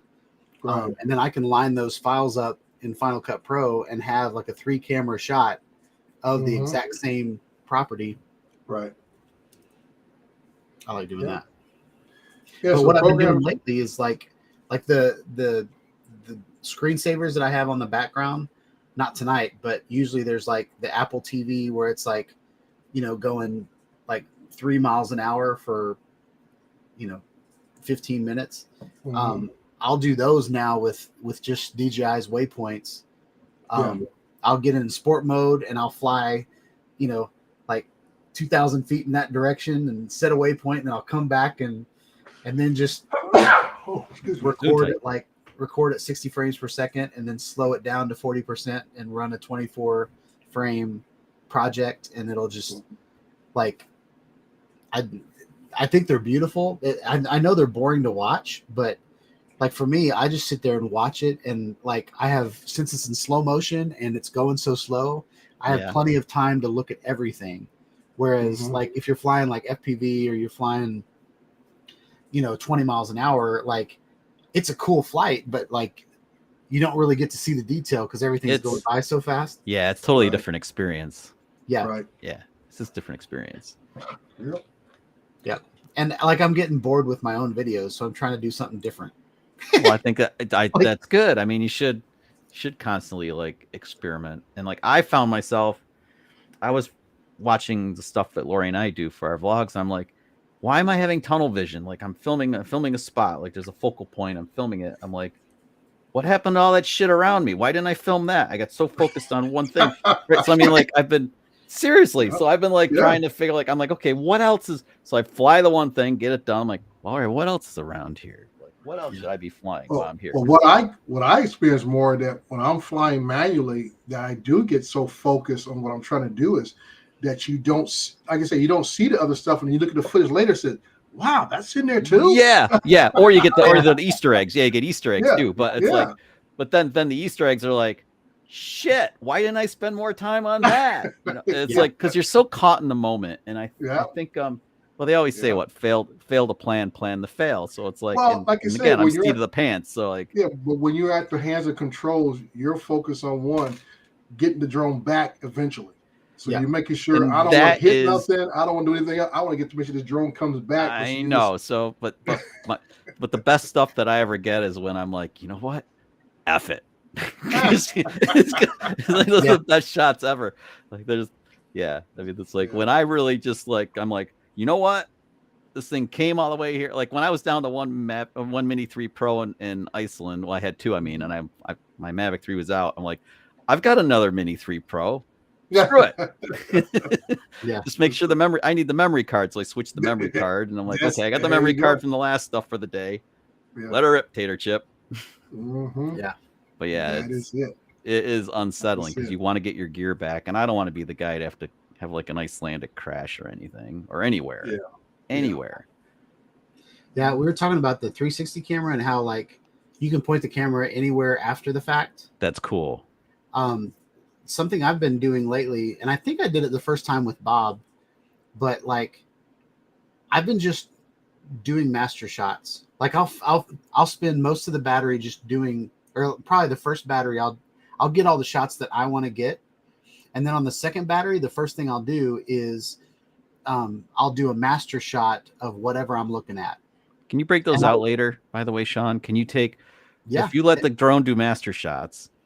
It films for 15 minutes, and it does around. All these different angles. I do the largest possible master shot, and so it'll fly like probably 600 feet away, do a point of view all the way around the mountain. Then it'll fly over, point down at the mountain. It'll do all these like crazy shots. You pick your POI, and it works around the POI. Yeah, and then you've got all these awesome clips that were automated, but you're still pointing at what you plan to film.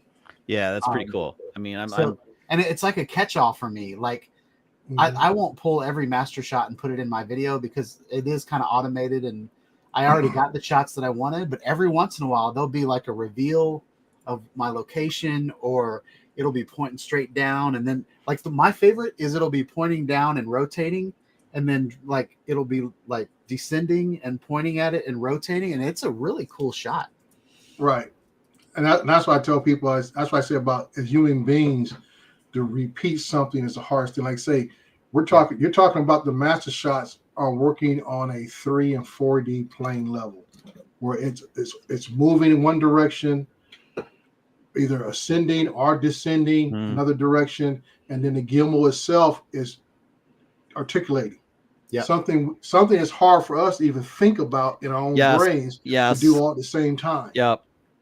I mean, so like I'm not a master shots guy, but like I do love Spotlight though. Spotlight, I truly love. Spotlight is awesome. Spotlight helps me get shots that there's no way I could get them without it. Because like Dre was saying, like now you've literally, you have an extra hand. Yeah. You have something. You have something actually moving your gimbal and keeping it on that point, whatever it might be. And now you can move the drone. You can ascend. You can descend. You can yaw around it, and you can get shots that are just mind blowing. And it's just just fixing the camera on that spot, and then it's game changing. What I miss about my Unique Typhoon H Plus is it had a pan knob on it. And so the camera on the bottom of the drone isn't, it's not restricted like when it's turning. So like the Inspire can turn like, I think it can turn maybe 360 degrees, but it can't go any further than that. And so like, so it'll hit a point and then it'll have to go back. Or there's a special mode where it'll turn and then all of a sudden the drone starts turning if you go past that or whatever, which like the flight characteristics aren't as good once it starts doing that. But my Unique Typhoon H had the camera hanging on the bottom and the legs went up, right? And cruise control. So it had cruise control, so I could point my drone in a direction and it would just fly in that direction. Then the camera, I could turn the pan super slow and the camera would just start turning. And then I could control like up and down. Yes. Right. So the drone is moving in a direction, so I don't even have to fly it at this point. Like I'm just flying really slow in one direction. My camera's turning, and then I'm just pointing at stuff. And so you get like this kind of angle, like dude, that's it's a really pretty shot when you basically when you yaw and you ascend, and your camera stays on two axes moving at the same time. Yes, it's having two axes like that is a beautiful thing, and it's like, wow, it's one of my favorite shots. What you just talked about is like when I can pull that off, it's like one of my favorite shots ever on the right subject matter. Yeah. Now, when I first got into drones, I wanted to buy a Unique H, but like I say, they just fell off the map for several years. I know. You know, I saw the design of it, but then also as I kept looking into everything, they were not the go-to drone in commercial work. You know, DJI was already well established with the Phantom series, and you know, even back then with the Phantom 3 Pro, everybody was still using the DJI, and Unique was on the verge of getting that step up on DJI with that Typhoon series drone, and they just fell off the planet, dude. That's too bad. Didn't hear nothing from them because the hexacopter had the advantage of spare props. Yes. Yeah. I mean, right? You had redundant. You had like we talk about redundancy, Dre. You had it in one drone. You could lose a prop, and you're still in the air. Yeah. Whereas you know how it goes with what we are quads. Oh yeah. One down, and you're down. Yeah. And the third one had a Hasselblad camera on it. Really? Like, I didn't know that. It was a good camera. Yeah. But just what happened to them? They just fell off the map, dude. I would say here in the U.S. they fell off the map because I know my brother-in-law who started off. He used to do the RC planes at first, and then he got into the drones. He was flying FPV back in 2015. Wow, that's like he was flying FPV back then, and then he got into the Unique stuff, and then he started talking about this and that. And I said, okay, let me start reading up on this stuff. And I said, okay, this might be what I'm looking for. And then all of a sudden, nothing. And the biggest thing that made it worse, I know here in the United States, was you couldn't find any support for them. Yeah. There was no buying no parts, no accessories, that's nothing. The kiss of death for a company when you can't get support. Yeah. That's how they're trying to like squeeze DJI in this country. They're trying to right? I mean, they're trying to squeeze. And now they're doing it to Autel, it sounds like. Yeah, Autel, I think they're doing it to themselves. Autel never had a big, I would say, we call it aftermarket following anyway. But when you decide to close down your office and head out of town, that's saying something. And I can say most people, Autel, it's like they stuck the toe in the water and kind of like it's a little too cold for us. We're going to pull out. It's too bad. Yeah. And then like today, I got an email from Skydio about the X10 that they're releasing out. The Skydio X10. It's an industrial enterprise level drone. It flies day or night, rain or shine, 10 all that grand kind of stuff. probably, right? Oh man, that's More than 20 that? grand, 20 grand up. Dre, Yeah. did you get these yet? Yeah. What? No, I didn't want the full set. All I got was all I ordered from Freewell was the CPL, and it took it a month to get here. Well, these are my favorite go-to for as a vlogger. Yeah. VNDs, baby. Yeah. They make my life so easy.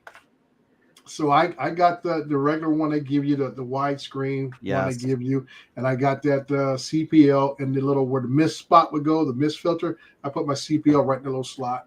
I was actually thinking like, yeah, right now, I mean, I have in mine, I still have that's an ND16 parked in there in the bottom. Right. And then the wide angle's got to come out. I don't really need the wide angle. Yeah, I probably never use it myself. So I'm thinking of putting the other. Yeah, they got two spots. I want to straight up. Yeah, you have two spots. What, Sean? I'm sorry, I talked over you. Sorry, do you know what that top slot's for? Oh, for the microphone up here? Yeah. Yeah. If you want to clip it on. Yeah, it's an interviewing microphone. It's actually a stick. It's right. Cool. But I have a proper one from Small Rig that's much prettier than this, so I won't use it. But has your screen messed up yet? Wow, you sound like me. Like this? No. Does it? A lot of people. Sean, I didn't know you had one. Actually, I didn't know you had one. Yeah.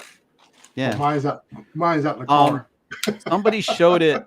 Somebody showed this where the screen had come apart. I guess they dropped it and it popped off. And it's just held on by magnets. And that makes sense. The way it made sense to me how it works. So it must be the magnet maybe came unglued or something. It's like knowing DJI, some kind of sketchy means of attaching stuff. But I thought I had a good lead on what was going on until I talked to Tom, and Tom said he didn't buy his with the case. Because one guy had put out a video saying that when we grab the case, sometimes we grip it too hard and try to pull it out, and you actually catch the screen and pull it away. Yeah, it's from supposed the to body. go in. I guess you're supposed to put it in. You just rest the head up the top here. And then when you pull it out, though, then it'll go in flat. Right, but when you pull it out, we grab the case too firmly, and people try to pull it up and out, and that can you add pressure to the screen because the screen is just slightly outside of the body. It's just not much, but just slight. So how do you remove it from this case then? Well, right. I mean, like now you got it right here. Just like grab it from the end. Grab it from the end over here. No, put your bottom hand towards the end. That's where you apply the pressure. Don't put the pressure up by the screen. Down here. Yes, and then you tilt it up like you put it in. Wedge it up. Well, I'm gonna have to work on that because I'll be like, wedging it up. I'm in the field. It's like rip. Mine keeps getting stuck up here. Like the gimbal, like I feel like I'm like ripping the gimbal apart.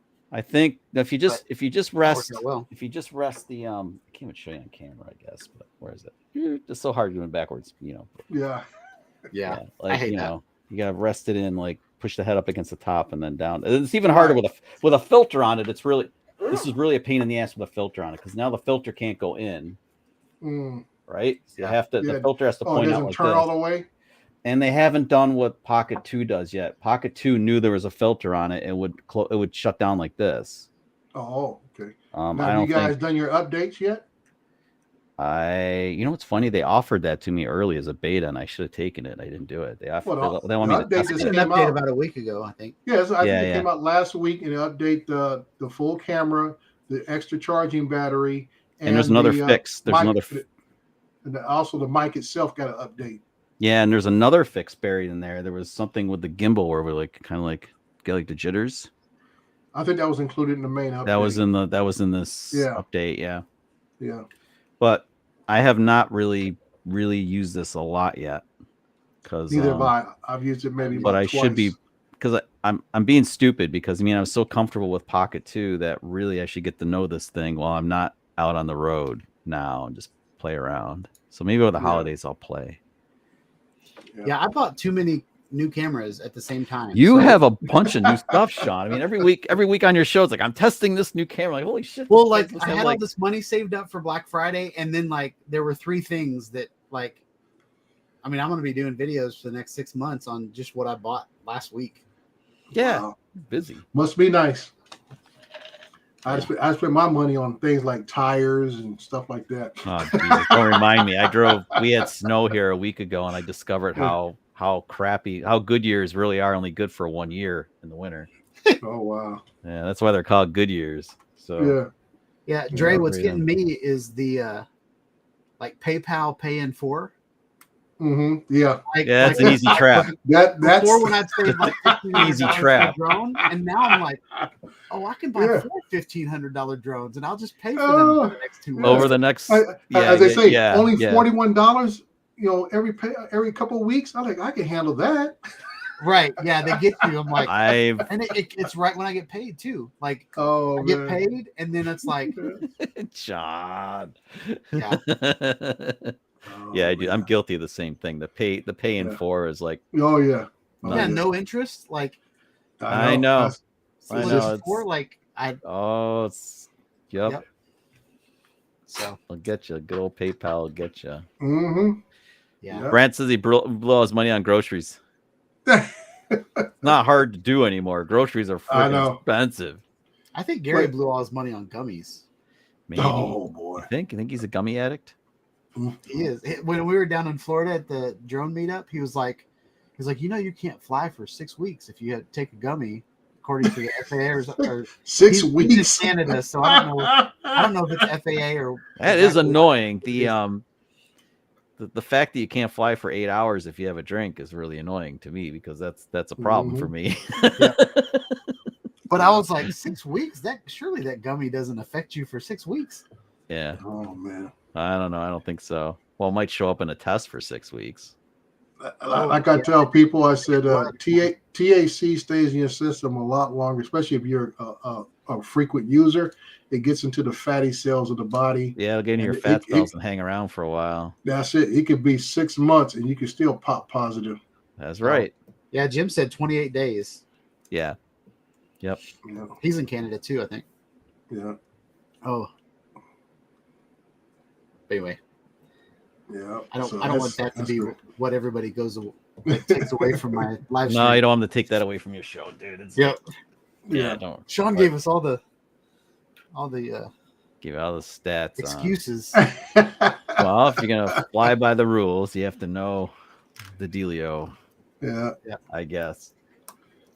Yeah. So I do thought, like, I was kind of pissed at I was pissed at Freewell, dude, because I asked him about these things before Pocket 3 came out. I asked him. I said, "Hey, when you guys gonna release VNDs for the upcoming DJI camera? You don't have to tell me you know about it, whatever. But the next time they release a camera, which is probably in 2 weeks, say a camera gets released in 2 weeks, when will VNDs come out?" So, well, we won't be releasing VNDs right away. It'll be a while. Well, as it turned out, I bought the big kit. Okay. Straight up filters. Now I have the mega pack. Wow. I have the mega pack. I will not be using it for anything except the paperweight. Can you stack them? You can. I know you can't stack things. You want to stack them? Too heavy for the. But this case just has the 2 VNDs in. Look how much smaller it is. I mean, as a vlogger, I don't like to carry this around, and I'm good to up, like, I have 5 stops and then like 6 to 8 stops, or I'm good. Is there a variable? Like, is it? These are VNDs.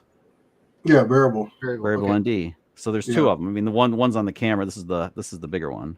Right. Yeah. Sorry, I hate acronyms. Yeah. Variable neutral density. Acronyms piss me off. It's a TLA. Like inside VND is a TLA, 3-letter acronym. In my job, all day it's TLAs. I mean, it's just like, dude, that's my life. I design software in healthcare, and like same thing. There are so many little. We have an acronym. Like, we have a fake health plan called the health plan, and so all of our developers call it THP. And I'm like, well, there's Cigna, there's Blue Cross Blue Shield, yep, BSBC or whatever, and then they're like THP, and I'm like, well, what is that? Oh, it's the health plan. Yeah, like, it's not even real. Well, the only as far as VNDs go, Sean, I don't know if you play with them, but they're super convenient because you can make adjustments quick in the field. Sounds like a venereal disease. It's not VD, it's VND. Say it fast enough to say it sounds the same. It probably will slur together. But the problem with them is because you have two polarized filters. What? 2 VDs in a filter? Yeah, I don't know where we're going. Anyway, that because they're two polarized filters and you rotate them to make it darker or lighter depending on how they line up, you get like a rainbow effect sometimes. Like when I try to film outside of a plane window, I have to take this thing off and put on a regular ND because you'll get like rainbows and goofy weird stuff because the windows themselves. That's why I just went with a basic CPL, especially where I live out here, where we're arid area, semi-desert. I said, dude, I just need whatever little bit of color we got. I just needed to pop. That's it. Well, my battle is my obsession with motion blur. So like when I'm filming, when we're doing the vlogging stuff, I really want the motion blur. I want like cars go by us and stuff, and I want that like the blur like this. I want that. Yeah. That's what our eyes see. I don't want it to be like right. So I get that. Well, I'm just thinking with the quality of the camera on the Pocket 3, I think you get a fair amount. I don't say fair amount, but you get that little bit of motion blur already. Yeah. With that new camera, I would think that means you have to have low enough light where you can actually have your shutter speed a little bit slower because. You don't have to be the full 180 rule to get motion blur. You know that. You just need a little bit to get it because you don't want that. I mean, action cameras are cool, but then with the action camera comes that you see if there's a rainstorm, you see every little droplet as it comes down. It just annoys me. Well, you just see like fly when an insect goes by, it's like you see it like go by, like it doesn't blur by. It's like. I just know a little bit I played with it. I was able to get a little bit of motion blur. I guess maybe if you put it on, I forgot what the setting they call it, but basically you get that portrait mode type feeling, which is motion blur and stuff, where the background is a little bit, so you get a little bit of bokeh. It's a little bit soft. Yeah. So you get a little softness, which adds to your motion blur. So everything that does come around is not razor sharp, like you're saying. I'm getting really frustrated with these new phone cameras though, because Lori and I are trying to take thumbnail shots when we're on vacation, and the stupid camera keeps trying to do it's trying to bokeh out the background, and it makes it so that like we're standing in front of a waterfall and something, and you see us in this effed up waterfall. I mean, I want that. I want not when you want the I want the depth clear. of field to be what I want it to be. Right. So I get kind of annoyed with AI when it like I can fix that in post if I need to. I can go into DaVinci and I can bring the picture in, and I can take the sharpness away from stuff a little bit around us. But when the camera does it, it's done. So like that's my argument against what you suggested. I mean, I'd rather be more in control. But Chuck, are you Android or Apple? Yeah. No, I'm actually my work phone my work phone is an iPhone, and I hate it, but like I use it. But I'm actually an Android guy. I'm like Android and PC. Okay. So like on the iPhone, there's like 3 different lenses on it. Yes. And what it's doing is like it'll switch between them, and you'll notice the depth of field will be different on each lens. So you can switch back to the lens that you like the depth of field on, and then you can pinch in and get the same effect without the depth of field, as opposed to it figuring out which depth of field it thinks you should do. Yeah, and Lori and I have been struggling with our 2 phones. They're both Motorola's, and I'm not saying I actually like my in hindsight, I had a Google Pixel 6 Pro, and I should have kept that. It gave you the opportunity to choose the lenses on it. It had 3. And then you could control depth of field and stuff yourself. It had more control, and that was now I've lost that, and I'm not a fan of AI. The time I like AI is when I'm editing, and DaVinci has really good AI for audio, like reducing noise, background noise and stuff. In fact, it's amazingly good if you messed with it. That's when I like AI, but the rest of it, I don't know. One of my favorite features on the iPhone is the being able to like touch something, and it's got a 3D camera in it, so it's figuring out depth for like facial recognition and stuff like that, and portraits. But like one thing is you can adjust the depth of field afterwards because it has all that 3D data. That's really cool. Yeah, no, that's cool because that's like all the data is there, and then you can go in and mess with it and post. That is ideal right there. Yeah, but the other thing that's really cool is it will cut things out of your picture. So like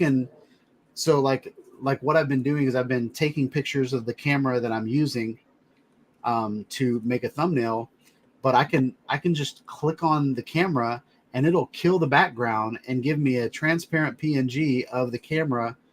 So like my Avata with my Insta360 SMO in the angle that I want it, I can just cut it out on my phone and send it to my computer as a PNG.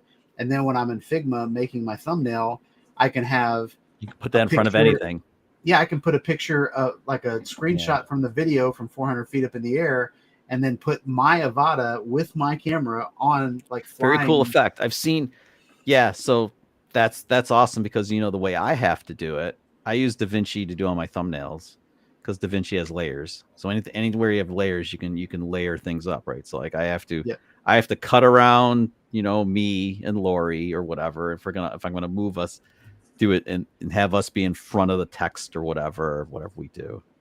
So like I would have to do it all manually. What you're doing, your camera does so quick, and it's a pain in the ass when you wanna when you're basically doing the polygon feature in DaVinci and trimming out around you or around an object.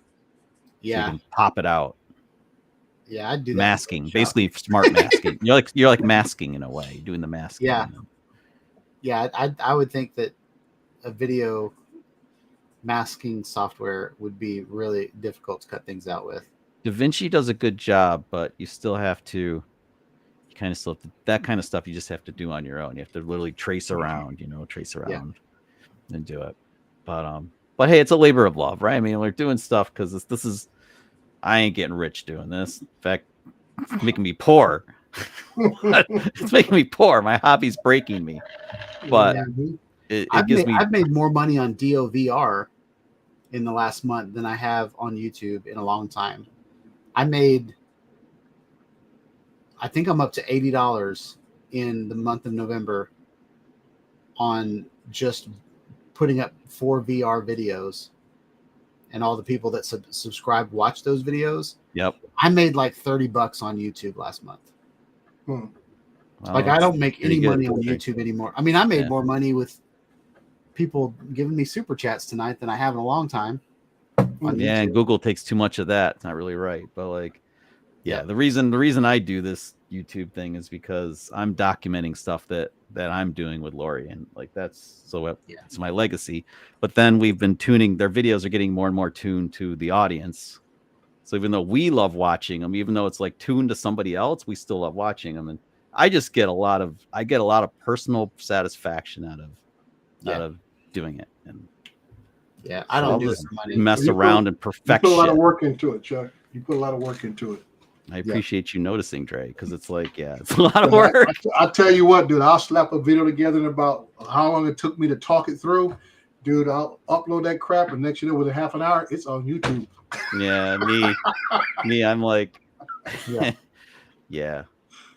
No, So I give you the tip of the cap for having the patience and the desire to want to put out a product like that. And like I said, a lot of people don't appreciate it because, like you said, once you upload it, it's all a level playing field. No one understands the different quality or the effort it's went in. Yeah, but you know what? Again, like anybody who creates for YouTube, you have to do it for you first, and then But I mean, if you really want to grow a channel, and actually I do, but like to do that, you have to find something that has value to viewers and mass viewers, and it's a struggle. But well, like I said, that's why I nobody knows my niche. My niche is just doing tutorials of what I do. Oh, that's a really, I mean, that's and everything else. Yeah, I mean, I dabbled in those, and like I still have some that get views. Like guys keep writing, ask me questions about the Epson glasses. Still, right? It's funny, right? Because like Evergreen, because now the product's super cheap on eBay, and guys are like, hey, I can get a pair of glasses for like $60. Can I do this, and this with them? Right. You know, I get questions like that. But yeah, my passion is travel, so like that's what we do. And like I say, when we do travel, I'm gonna do videos of me and my wife, and that's gonna be like you say for us. Yeah, that's going to be for us. It may never get uploaded to YouTube. I'll have them as unlisted or whatever. Yeah, but it's our way of cataloging our life, traveling places for our kids and grandkids to watch or whatever. Yeah, I think that's cool, but I mean, we're just taking it to another level. I mean, like one of the challenge for me as just a boring old engine nerd is find the other side of my brain and then do stuff that's like Sean loves to do, like be really creative and Sean knows, and you know what it takes to like edit stuff, to do to cut things up in such a systematic way, and like, do people know? I wonder, do people notice that like all my clips change like right with the music, like balls on? Nobody notices, probably. I mean, I feel like this here, people don't realize that's what it is, but I guess that's why people say, "Oh, that was such a professional edit," and you actually like say, "I see it," and I say, "Yeah, he followed the music, everything switched on the beat, or he transitioned on the beat to whatever effect you had, and it made the video more engaging." Yeah, because you got still ain't working though. It's not working. It's gonna come, dude. It's gonna come. Yeah, it's all right. It's really all right. I mean, like we have our successes, we have our failures. We oh my God, we fight a lot, but it's good because like Lori's actually is into it as much. She's into it as much as me now, which is really bizarre because this was my idea. You know, the beginning was like, I want to do this. Yeah. I've always filmed us doing stuff, and now she's like totally on board. So now I have a second camera person. There you go. That's a good thing, dude. That is the one. I said that's the best thing. Now you have. Jesus, and Dre, so we have so it's hard to film both of us, but the drone does that. We can get the drone to do that when we can get it in the damn air. Yeah. But yeah, so like that's cool. And then now we fight over stuff. It's like I'll be working on the video. She'll come in. She's like, "What are you doing?" "I'm working on Iceland." "Well, show me what you got." "All right, here." Play it. She's like, "Yeah, I don't like that." Yeah. "What do you mean you don't like that?" "It's great." She's like, "Yeah, I don't like that." "Well, what do I change?" And then she'll tell me or whatever. But it's like, and then she's right a lot of times. Like, "Oh shit, you're right." So then so it's cool. Now I have somebody else who I have a second opinion. Second set of eyes, second set of point of views, and it creates tension. Yeah, it creates tension when you have two people that want to be commanding the ship. Yeah. But I'm still I still have 2 votes for her 1, which is the only this is the only time in life where I can get away with that. But if it wasn't for Lori, there'd be a lot more typos and stuff in the videos because she's if she has enough time, if I give her time to review the video, she'll like, you misspelled that. What? Yeah. Oh shit. Yeah. Lori's really good. Continuity. Right. The girl is like a goddess for continuity, dude. I'm not kidding. She's had us like redo a shot like a day later. She's like, "You have to put on the shirt you had on yesterday." Why? Because somebody's gonna notice. And she's right. She's 100% right. I'm like, okay, yeah. Because we didn't get it. Like we didn't get a shot. We needed an in-car shot or something just for B-roll. Like just for B-roll, right? And it's like, okay, gotta put on the freaking costume, basically. Yeah. What do they call it? Wardrobe. Bring in the Tuesday shirt. And like, But most of the stuff we do is legit. I mean, like it's not. I mean, like it's real. It's like what we do. Some of the stuff is staged, but most of it is just really legit. And like Lori might have an idea, like, "Hey, we should do this," And I'm like, "Yeah, let's do that." Yeah. So anyway, I think it's fun. Cool. But yeah, I think we all have our reasons. Hey, Sean, I'm gonna go ahead and bounce out. It is time for me to get some dinner. It's 6:30 here on the Pacific Coast side of things. So you gentlemen have a great evening. Everybody in chat, have a great evening and be safe. And you guys take care of yourselves and your families. All right, you too, man. Go have some eggnog. I was looking for something in the store. They didn't have none. I was kind of ticked. Tomorrow's another day, Dre. Look at another truckload in. Yeah. Hit it. That's it. We have to do it too. All right. Later. All right. See you, dude. Yeah, Chuck, I think I'm going to head out too. No, it's all good. This has been fun though. We've talked a lot about cameras and stuff, which is really what I think we like to talk about. It's pretty cool. Yeah, I appreciate you coming and hanging out. And I complain that people haven't come on my show in months, and then 2 people show up. So Lori, more. You can blame Lori. By the way, she said your hair still look good today. Oh, good. Yeah, she said, yeah, John's hair looks good. Don't tell him though; he'll start saying other things. Yeah, I'm surprised how thick it looks. Because it looks good, man. It's not.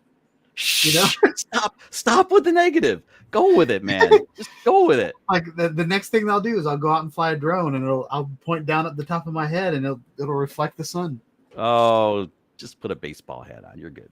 So yeah. But no, what I did want to say before you go though is like that contest you have rolling on the website, right? Yeah.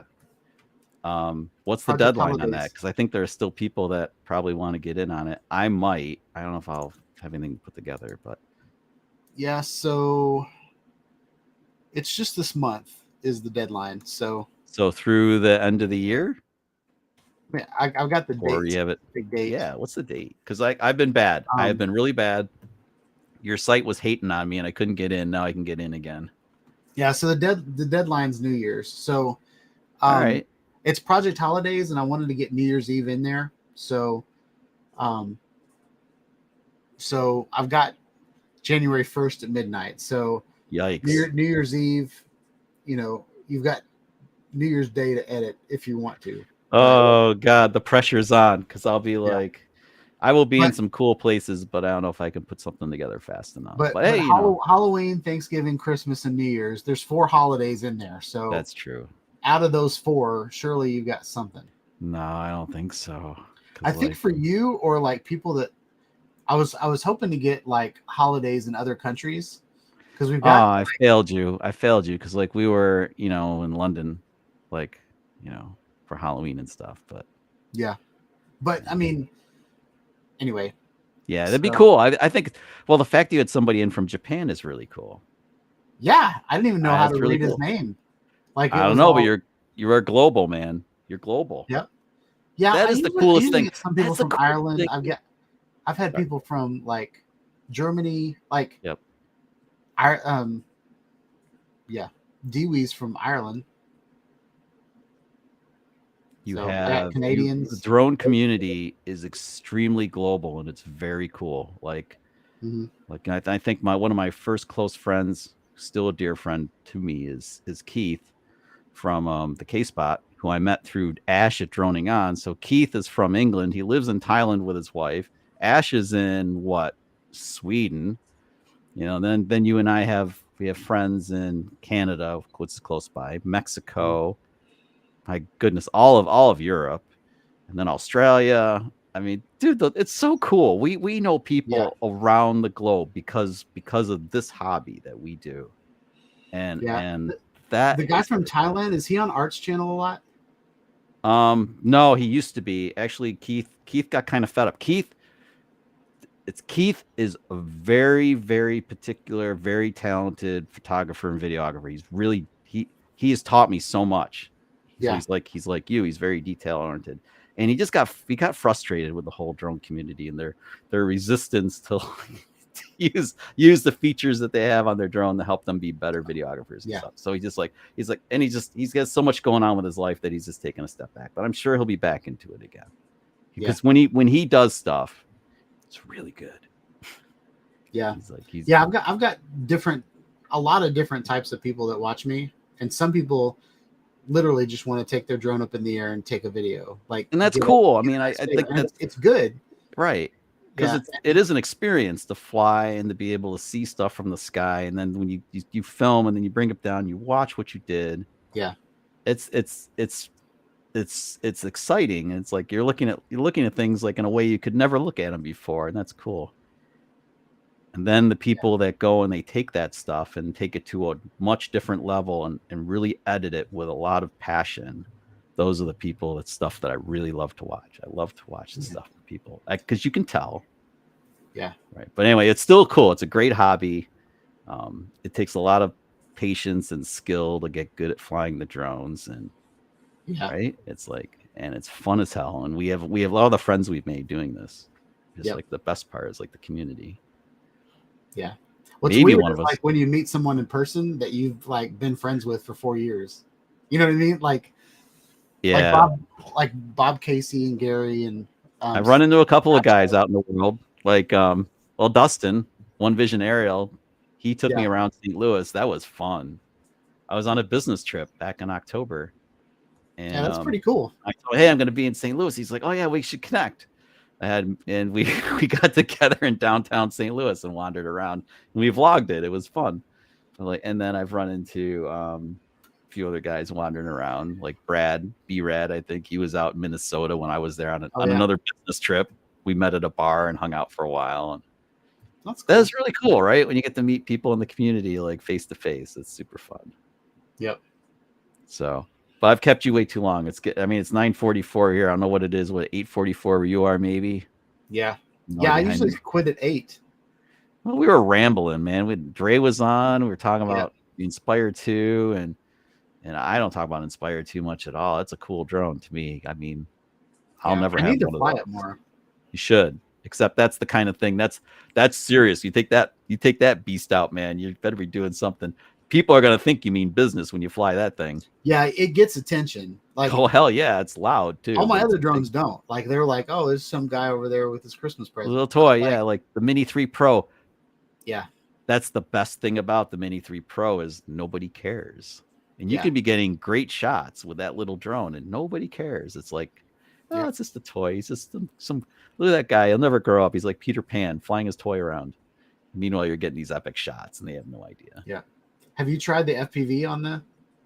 No, actually, and it's stupid because like I have the Integras, I have the goggles, and I haven't even tried it. And they work, I guess, with I think you can use the goggles right to watch, and you can still fly with like the RC Pro. I think.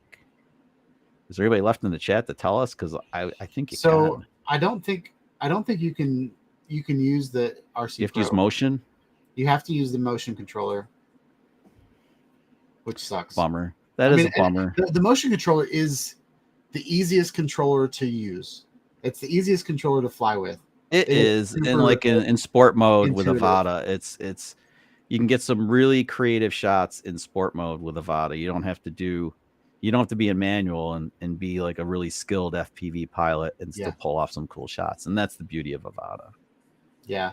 But so when I did my Mini 3 Pro video, I did it once and I was like, this is kind of a gimmick.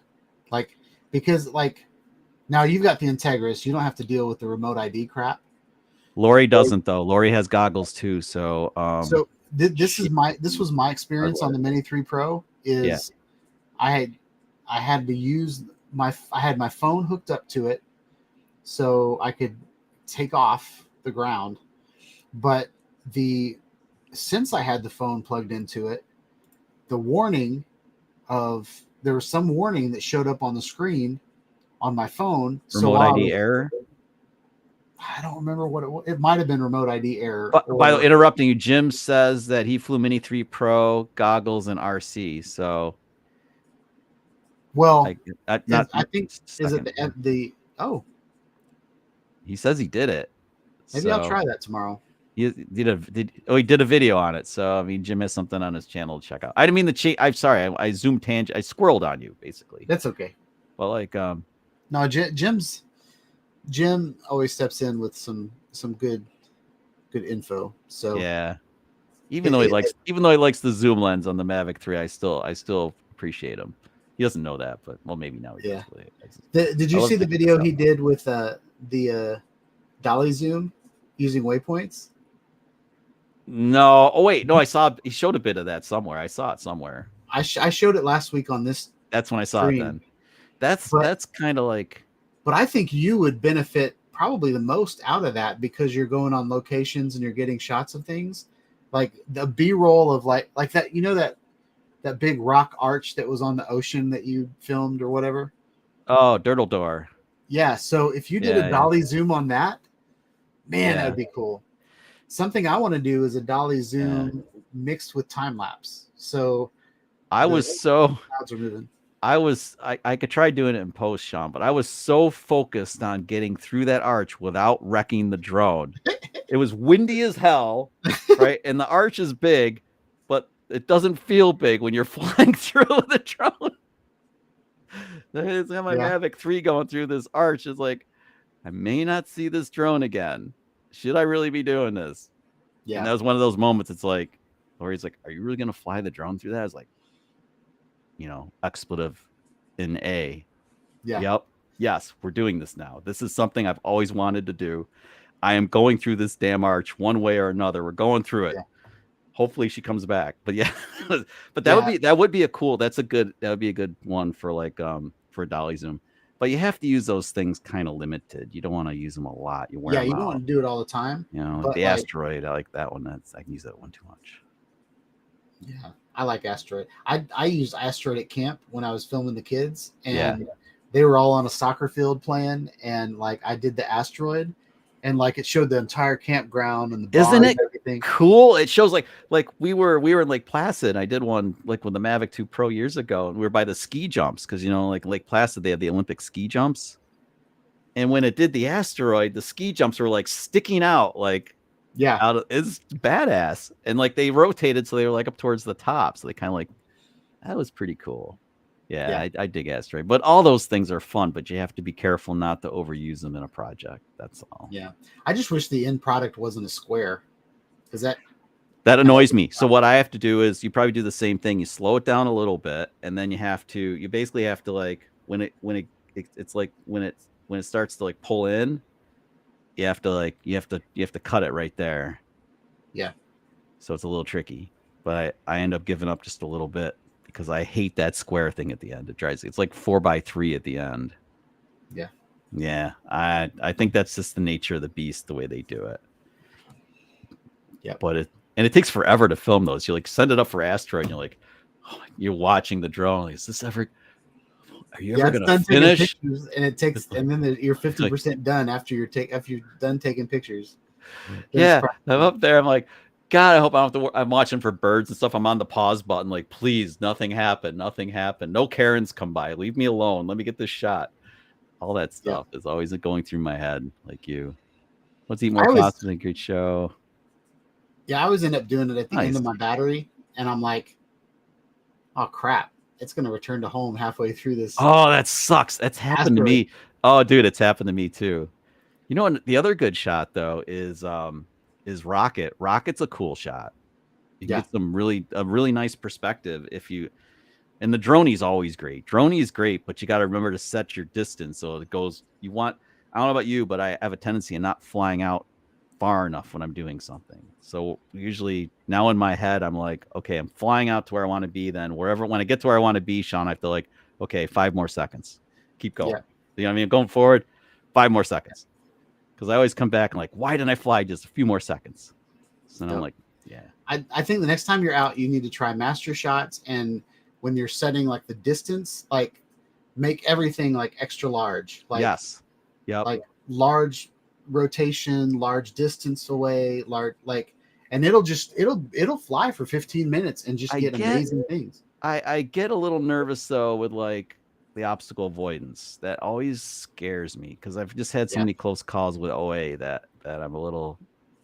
I would love to do what you're suggesting. I don't do make sure I know my surroundings when I do it. That's all. I don't do like proximity. I don't do like 20 feet away from whatever I'm filming. Like I'll get 100 to 150 feet up in the air and then set it for master shots. And it's really just a bunch of, surroundings and POVs and stuff like that. Actually, 100 feet's usually pretty nice because you still have good detail on the objects, but you have a nice perspective. If you go much higher than that, it gets a little kind of like there's just I don't know. It's not as interesting. I like the sweet spot's somewhere in between like 50 and 100 feet, I think. And you're like, you know what I mean? You get the detail and you get the depth and everything. It's like get that wide field of view. Yeah. That's kind of what I dig. But it is cool to get in really tight and then like either do a pullback or something. Yep.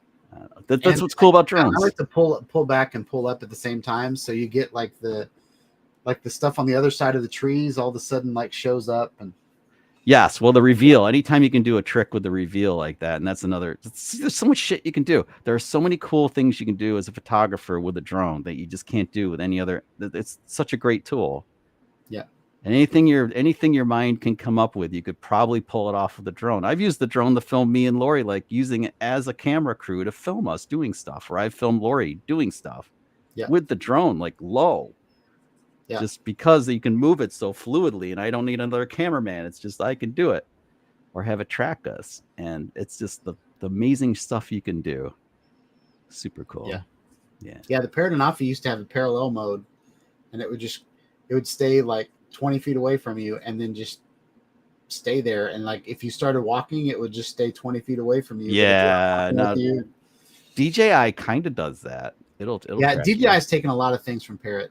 Yes. Well, all the drone manufacturers that are big have stolen from the other ones. Just like iPhone, like iOS and Android have definitely borrowed from one another. Yeah. Stolen from one another. And that's just good for us. Cause like, now you can buy, if you like a Nafi, you can buy an Anafi and still get a lot of the good features, or DJI if you like them, you get a lot of good features. Yeah. Yeah. Cool stuff. I miss Parrot. I only knew one guy who had a Parrot. He was a guy who owns a winery in Oregon. And he was telling me when he came out, because Lori and I were sitting outside drinking some of his wine, he was the winemaker. And he's like, "Oh, you have a drone with you?" I was like, "Yeah, I have my Mavic 2 Pro." And he's like, "Oh, it's a nice drone. I had an Anafi Parrot." I'm like, "What do you mean you had an Anafi Parrot?" Then he told me the sad story where he was flying from where I was sitting on this patio that's like elevated at the winery. Yeah. And he flew the drone out over his winery. Beautiful. It's called Bella Vita, by the way, is the name of the winery out in Oregon. And he said he flew the drone out and he was bringing it back.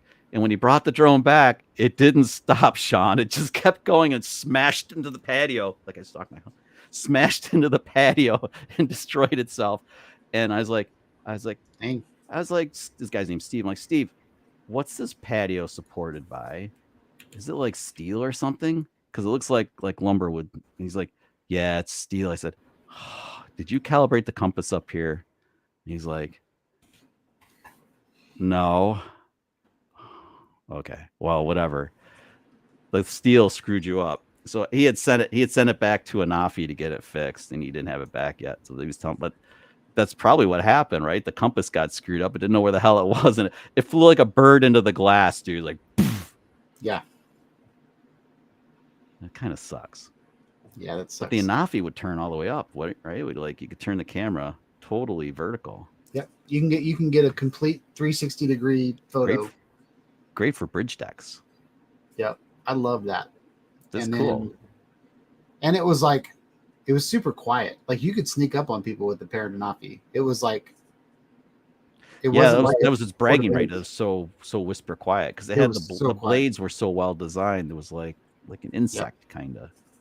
Yeah, and the Anafi AI is a sick drone. It's got 4G, and it's designed like a praying mantis. So the whole gimbal setup is just completely different than anybody else has done. And the sensors point where the camera's pointing. So like if you're flying towards something, but you're like the sensors can move instead of like the drone flying in this direction or like this direction and the sensors are pointing straight down. The sensors have gimbals on them, so they point at wherever the drone's flying. Whoa. It's pretty cool, but they're so expensive, nobody can buy them. That's what sucks. I don't know why Anafi is not popular, but they are not. Yeah, they went. I never hear anything about military. Anafi. Is that what they've kind of done? Yeah, they built the USA, which is it's like an enterprise drone with 3 cameras on it. One's a thermal, one's a telephoto or something like that. But it's waterproof. You can fly it in the rain, which I would love to be able to fly in the rain. Yes, I mean I've flown in precipitation and I always have to towel the drone down and I worry that I'm going to ruin it. But it'd be so nice to have a drone that's more resistant. Like IPX rated would be great. So even just a little bit, deal with it better. Yeah. Yeah. Because that sucks. I haven't had a foggy lens though yet. Have I just been lucky? Because I know so many guys they get moisture in the lens. And you never get it out once it finds its way in. So, Yeah. All right. Well, dude, I'm gonna go to sleep on this. Me too. It's 10 o'clock. I'm beat, and you're trying to get over a cold and everything. Yeah, I'm glad I haven't had to take another dump. Me too. It was okay though when Dre and I were on. We just kept talking, and you came back when you were. What's funny is I had to, but then I went in there and I couldn't. And then oh no. And then I thought, okay, well, this is gonna be another 5 minutes, and I'm gonna have to run again. But well, it worked out. It all worked out. Well, thanks for letting me on. Thanks for letting Dre on. That was fun. And yeah, hopefully everybody in the chat didn't get too bored with us talking about cameras and stuff. But I think we all use them.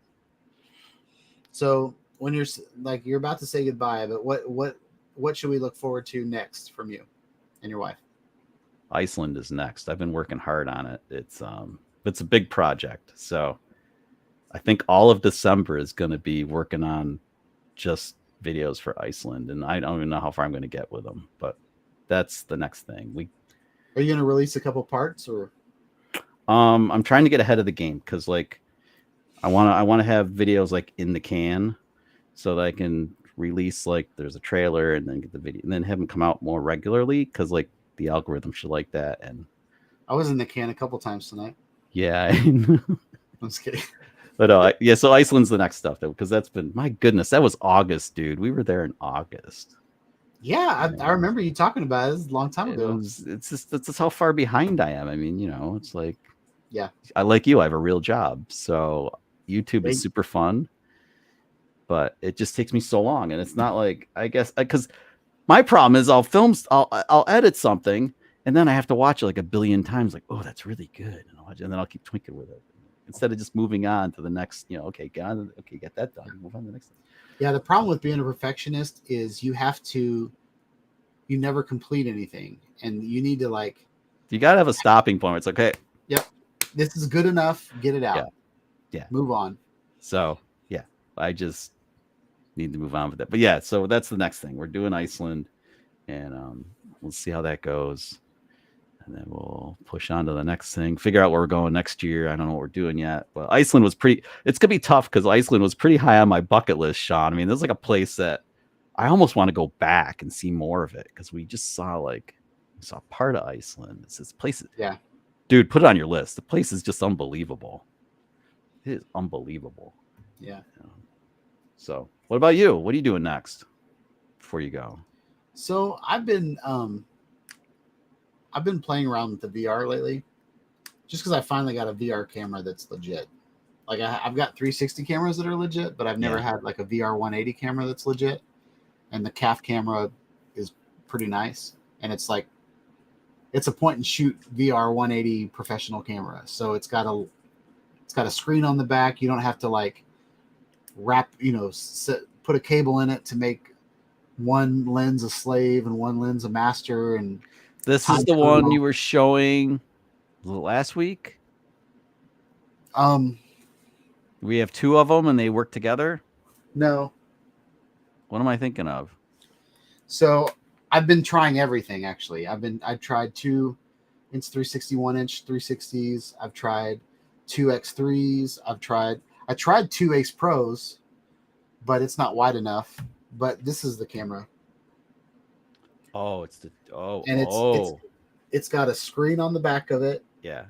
It's got a connection point, so I put my 360 camera on top and filmed the parade with both VR 180. But each one of these lenses is 3K. Is that right? It shoots a pair of 3K lenses. It stitches CK. It sticks. Oh wow! Can that do 3D? 6K. Can that do 3D? It is 3D. Yeah. Oh, it's badass. Well, it's 3D 180. So okay, now I get it. Okay, it's totally I don't know why I'm being so dense, but like that. So that you watch with the goggles, and then it's like a viewfinder. It's gonna be true 360. It's true 3D because you have two different angles. Right. Yep. So now you have the depth. Yep. Oh, and you can look at something, you can close one eye and close the other eye, and you can see the slight shift. Uh-huh. Yeah. So it's really awesome, except for anything that reflects or anything that has like lights that move or like glitter on, like I watch a lot of like concerts, and so like they'll have like shiny outfits, and so those or there was one guy that I was watching, and he had these he had a purple wall, and then he had all these holes drilled into like a 2x4 on a shelf or whatever, and so one eye could see right through the purple hole, but the other eye couldn't see through the purple hole because it's just offset a little bit. It's just offset a little bit, and so that perspective, like in reality, my mind figures that out, but the cameras can't discern that mentally. So you've got one eye that has a light and one eye that doesn't, so it looks like translucent almost. Oh yeah, because you know what I mean? You have to blur that, they blur together, like when you look. Yep. Your mind tries to fix it and it can't. So when I did the two, where are they? So I did two of these, the little instant or the little GoPro minis. That's what I was watching you do last. Okay, that's what I was watching you do with the stick. I have one of those sticks too, by the way. I use it in my vehicle so I can have one camera forward. Like we have two Action 3s. One films the road and the other one films Lori and me when we're driving. That's how I do the. So I have to. There's no time code in them, so I have to sync it up with snaps. Well, they have time. Dude, you should do a video on using time codes. I mentioned that in the chat last time because I can't figure that shit out. I would very much. I can't be alone. Other people would probably appreciate it too. How to use time coding. So GoPros have time code, but they're not. You need a device though to like. Isn't there a syncing device you need to use to get the time codes correct on all your gear? So then, like your mics and your cameras could all be synced up. Yeah, there's time something code, to it. So if you think about it, like the only true way to sync things up is if both things have the exact same time. Right. So if you typed in, like, if you didn't get down to the millisecond when you were typing in, you're screwed if you don't get it time into your camera. Like Nat's ass on. It's not real on GoPros. Like everybody's saying the GoPro has time code now, but it really doesn't. So there's still a slight error between the two times, and then So true time code is like when your Apple Watch and your Apple phone connect to the internet and both get the exact same second. That's true time code. Yeah.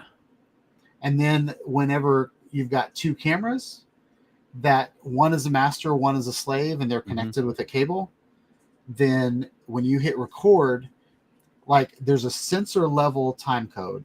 And so those sensors pop at the exact same time. It's not like, they're like half a second off. That's not true time code. They're truly synced up, which is what you're looking for. If you think about like shutter speed and like flicker, that's another thing in VR that's kind of weird. Like if you don't have your shutter speed correct and there's any kind of flicker, it's gotta be insanely the flicker annoying. in this eye is different than the flicker in this eye. It'll drive you crazy. Yeah, it's weird. So time code, like professional time code, like especially if you've got like two like RE cameras next to each other, or two Reds, like those have a cable connected to each other. So they're physically connected. They're gonna have this. They're gonna know. The master is gonna know exactly what the time is. The slave's gonna know exactly what the master's time is, and they're like spot on. Yep. Which is So I got the GPS. There's like a little GPS watch that goes with this camera that you can see on your watch what's in the shutter, and you can hit what's on screen, and you can click it to go. You can start 4 of these cameras at the exact same time with that remote. So one of the tests that I'm going to do is I only got 2 of them. But I'm going to put, one facing me and then one kind of down low, like 2 different camera angles. And then I'm going to hit the record button, and then I'm going to start talking, and I'm going to put both of them side by side on the video to see if they truly are synced perfectly. The audio will give that away too. If you leave the 2 audio tracks going. By the way, you can, if time code doesn't work out, do you use DaVinci, Sean, or using something different? Final Cut. So Final Cut probably has the same stuff though. You have a way to sync by waveform. You can sync audio. You can sync video clips by their audio waveforms. Yep. And that's a godsend because you can use that to sync. Then you can still kind of get the time code stuff. You're so close that will bring it like spot on. Yep. Yeah, it's that like I have no issues with syncing because Final Cut Pro is just ridiculous, and it has been for a long time. And I've used like external like audio recorders and stuff like that, and like I'll have like an audio recorder that's running for an hour while I'm making my video, and then all my other cameras I'll turn them on and turn them off. And so Final Cut Pro, if I select all of my clips, it'll have this big long timeline of my audio, and then little clips will come in, like it'll sync all of them at the same time for me. That's cool.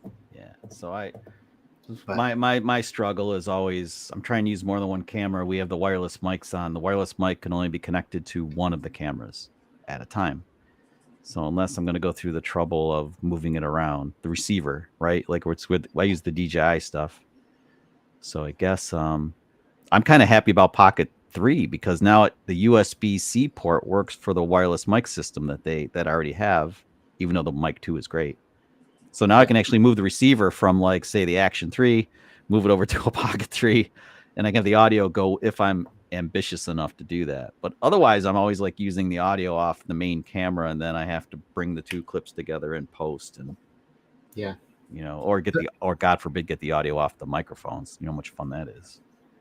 Yeah, the ones that I'm looking at right now, I don't remember what the name of the company is, but I'm starting to look at the ones that work just like the Rode Wireless Go or the DJI system.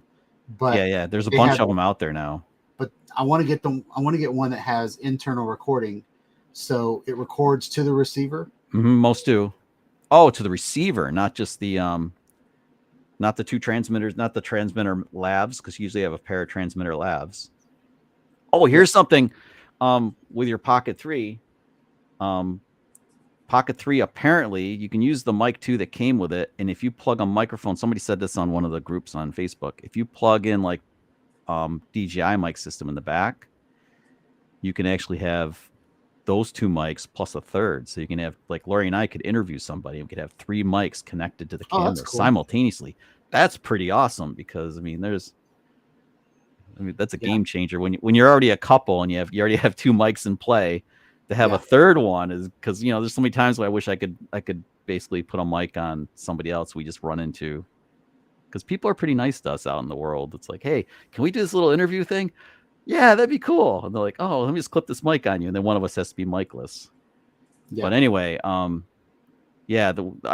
Anchor has a good system out now. I don't know if you want to look into their stuff. They just released one a few months back. There's a bunch of good ones out there. I'm trying to think of the one that I was looking at had so it would record to the receiver, and it came with 2 microphones, and then you could set the microphones as stereo. So I could do a left and a right. So on my VR 180, I could put you could wear 2 mics and have the spatial recording. Yep. Yes. Or I could point one in that direction, point one in that direction, and get like it'd be very spatial. Yeah, you could do that. So like I usually run in mono because I don't want Lori and me to come out of 2 different channels when you're watching. If you're wearing headphones, you're listening to our vlog, I don't want it to be like that. That would be annoying. But for what you're talking about with VR, that's really cool to do that. Yeah, Hollyland is the name of the I've heard of them, yeah.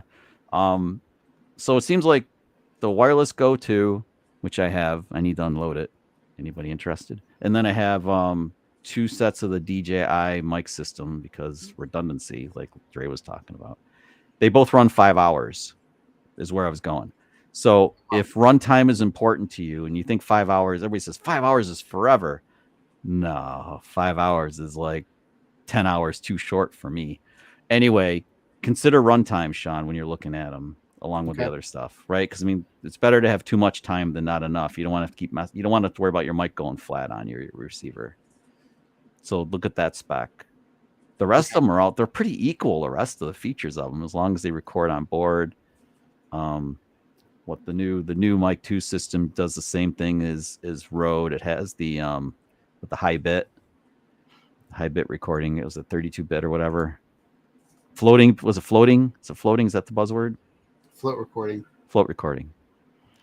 So, I mean, I don't really think much about that, but yeah, that's cool. It comes on a chart. That's very much like DJI's the way it's in the case. It has the magnets. Mm-hmm. Yeah, each one of these has so it's got noise canceling, but it's priced similar to DJI, so it's about the same. Yeah, they've got like little magnets. Yep, DJI has those too, and then the clip on the receiver. They also have like a little. You can like strap them onto things. That's cool. I like the little like a little lanyard mount kind of thing. Yep. Yep. And then there's probably a way to put like a windscreen on it, I'm guessing. Is there a way to put a windscreen on that? That's really important. Unless you're going to use a wired, if you're going to use a wired lav with a windscreen or, you know, like a dead cat or whatever, a dead mouse, then I see something down there right there. Consider similar. Oh, it's a different item. Yeah.